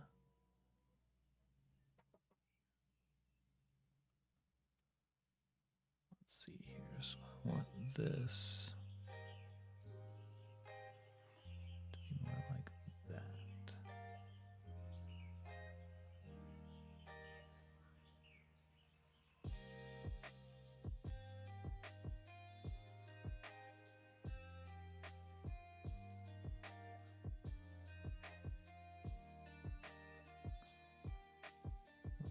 Sorry for the bump.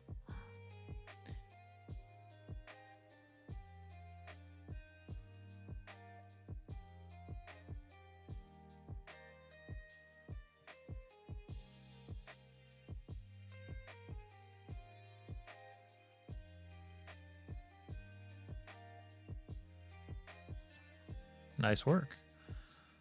Either capable parties, kind DMs, or both.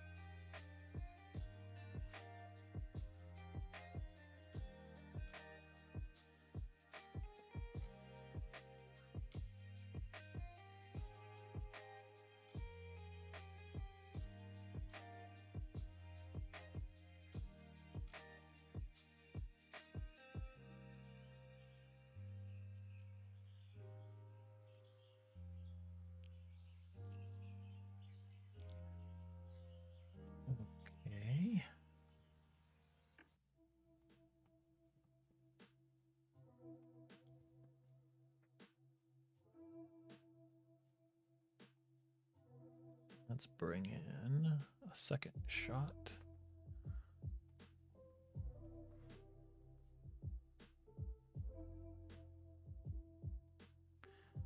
This is why. Crane, seriously, bud. Give a cat an inch, it'll take a mile.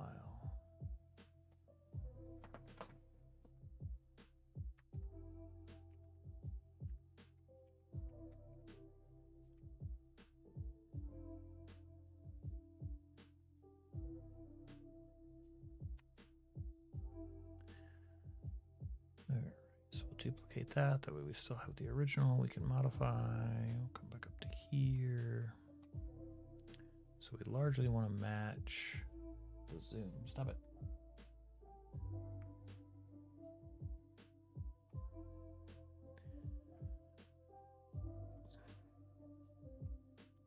See if our adjustments make a difference here.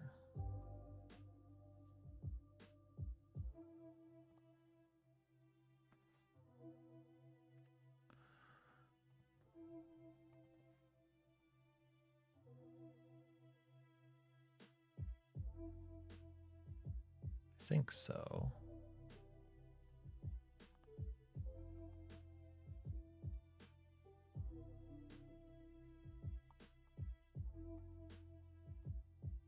Brought the monster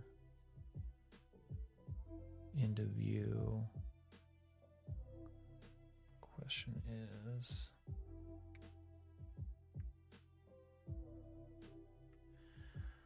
problem with this, as much as it works, it might be a garbage thumbnail because of how muddied it gets when it's small. That's the problem. That's the problem. I think I need to change. The approach ever so slightly.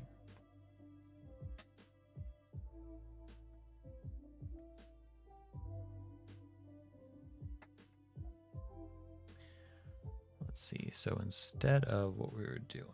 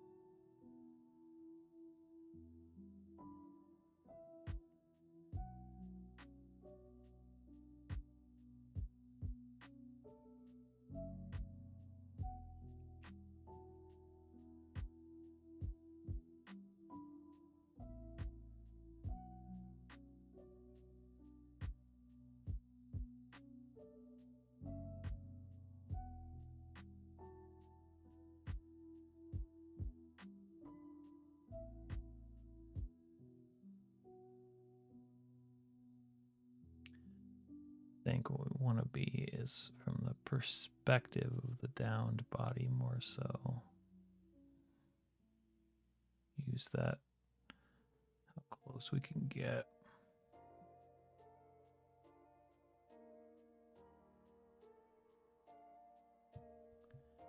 to the ground.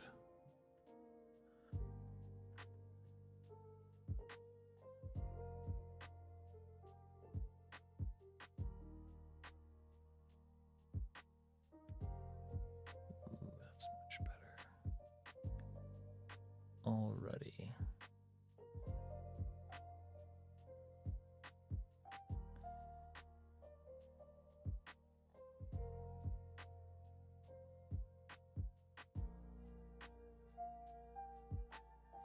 Maybe our perspective on the bugs is less important.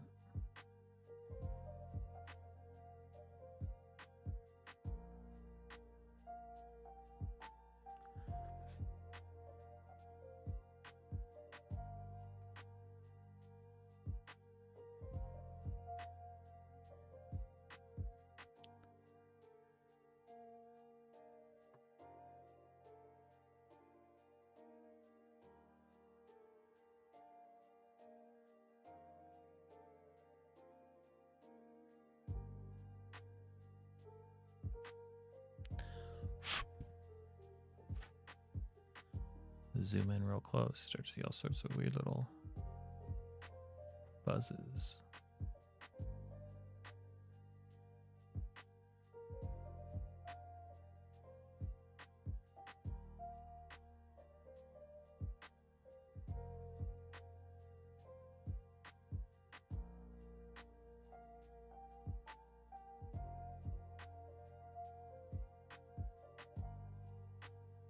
Meh. I think I like this way.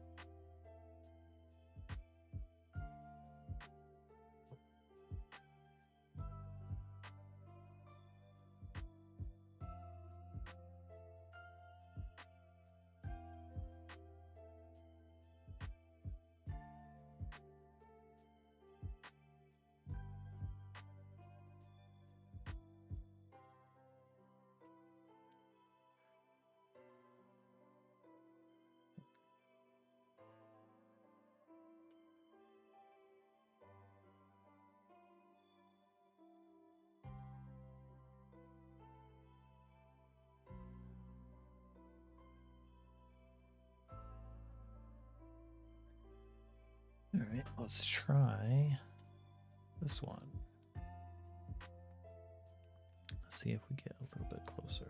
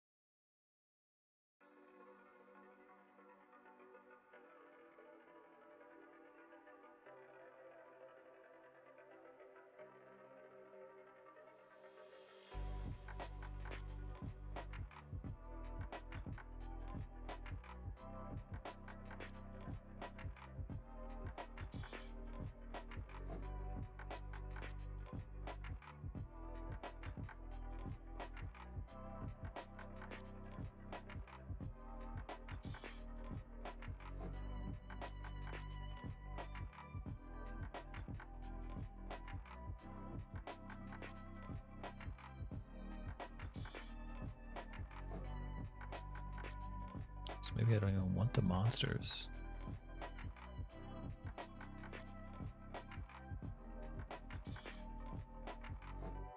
Maybe I don't even want the monsters.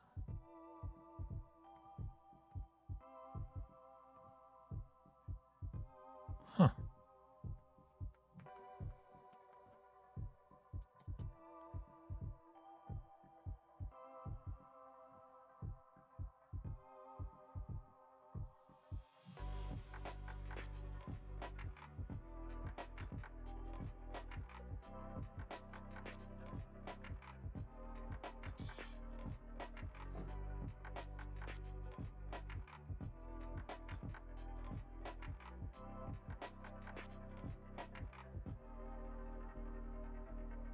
With this particular visual.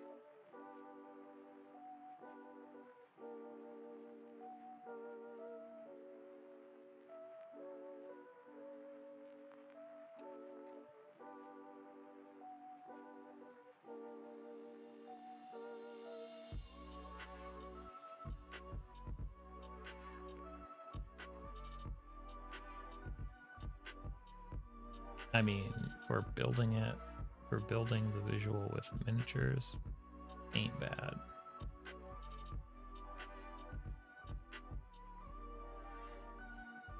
That might even be better.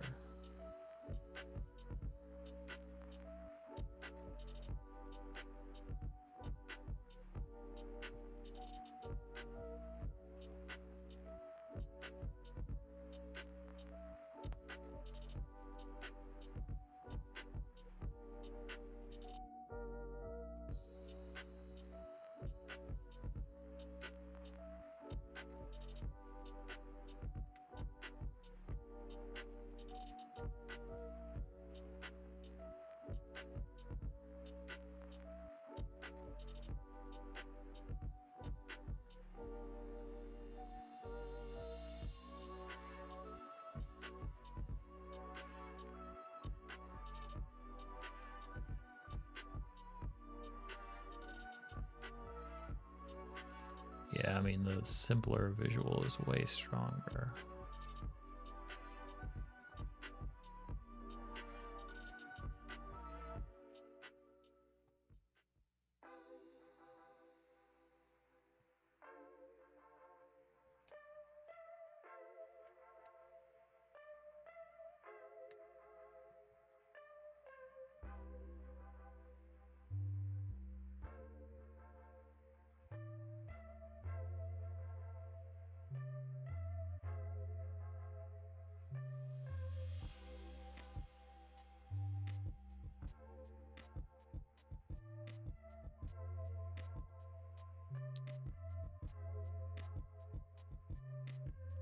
think I can squeeze a little bit more out of this.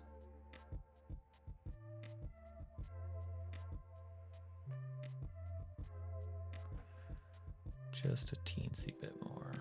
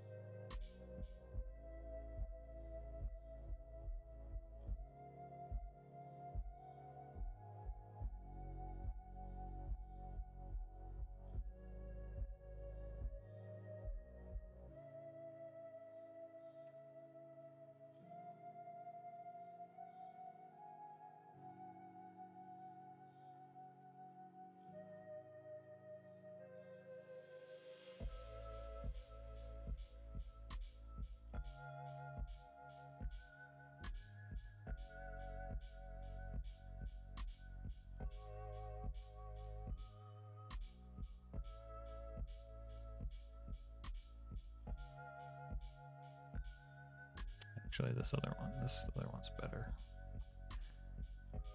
4 wins.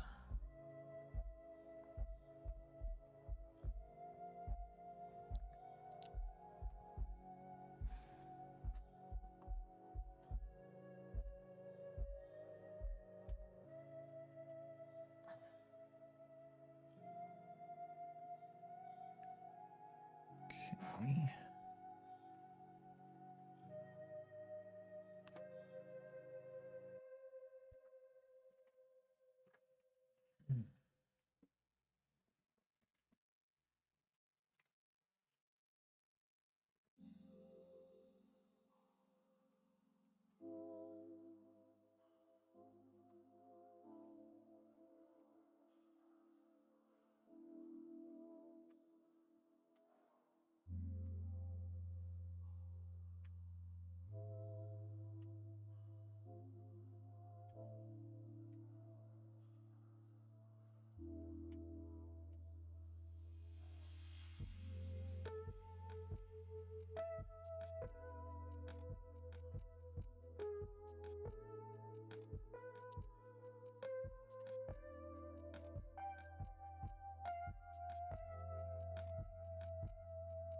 Okay.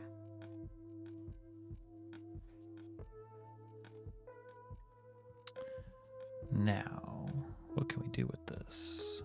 This is...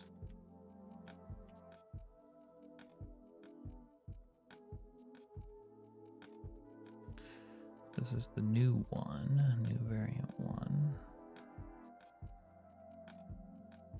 So, duplicate that. And see if in variant 2, push it a little bit. Because we don't quite have like a center shot on this guy. So, what if...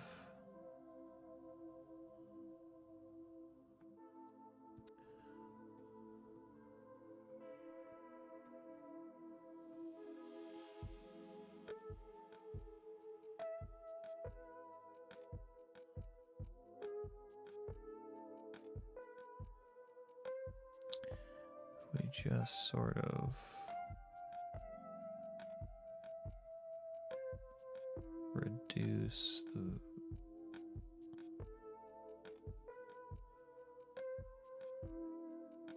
Can we highlight him? I mean, it's sort of a desolate moment anyway.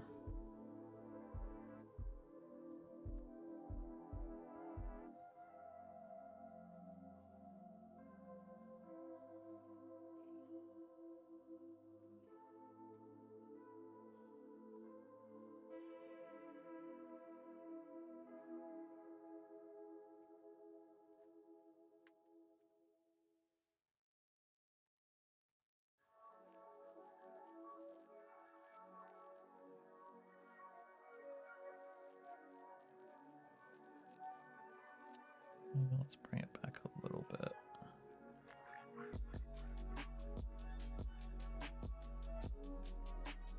The idea is that not too much. The idea is that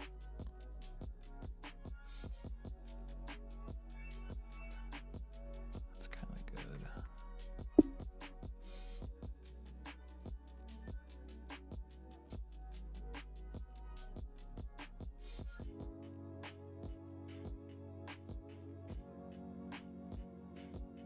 I think in this case we could actually try also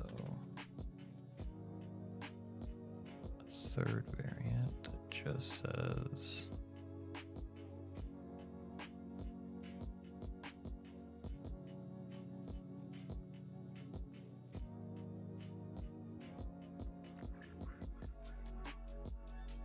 just mutes everything. I don't know if I want to go full black and white, but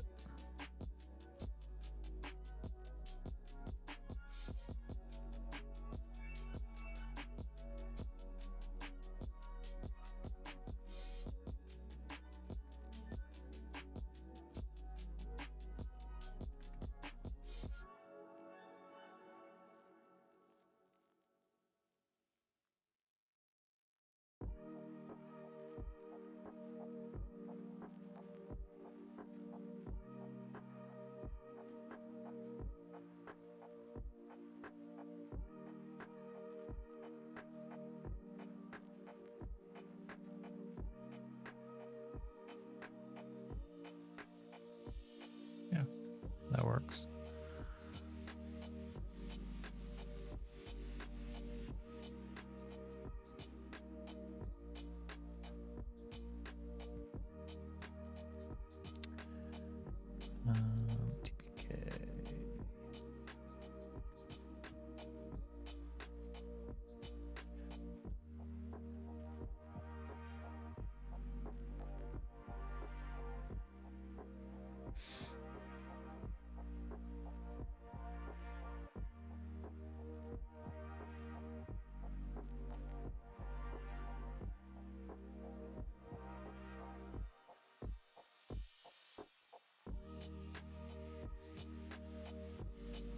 TPK. Okay.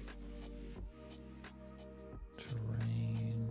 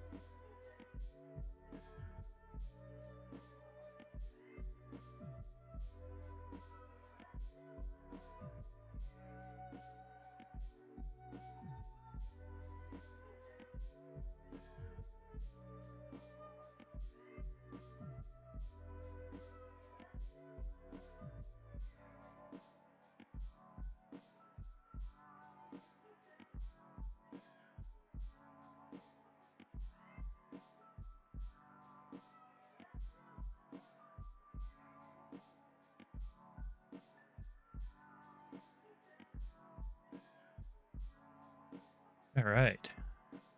Lots of good progress. I got multiple videos in. We're looking at basically scheduled through the week.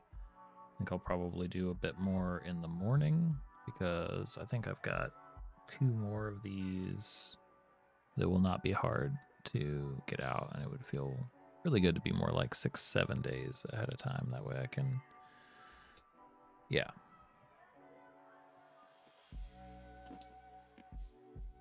It's just so easy because these are so much fun to put together. Cool. Okay. Well, I'm going to crash. Thanks everybody for hanging out. Here's another Discord invite if anybody wants to join that has not. And I should be on in the morning, which will be here before you know it. So catch you guys later. Thanks for popping in, hanging out.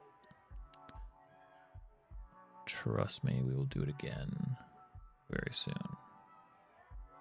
See ya.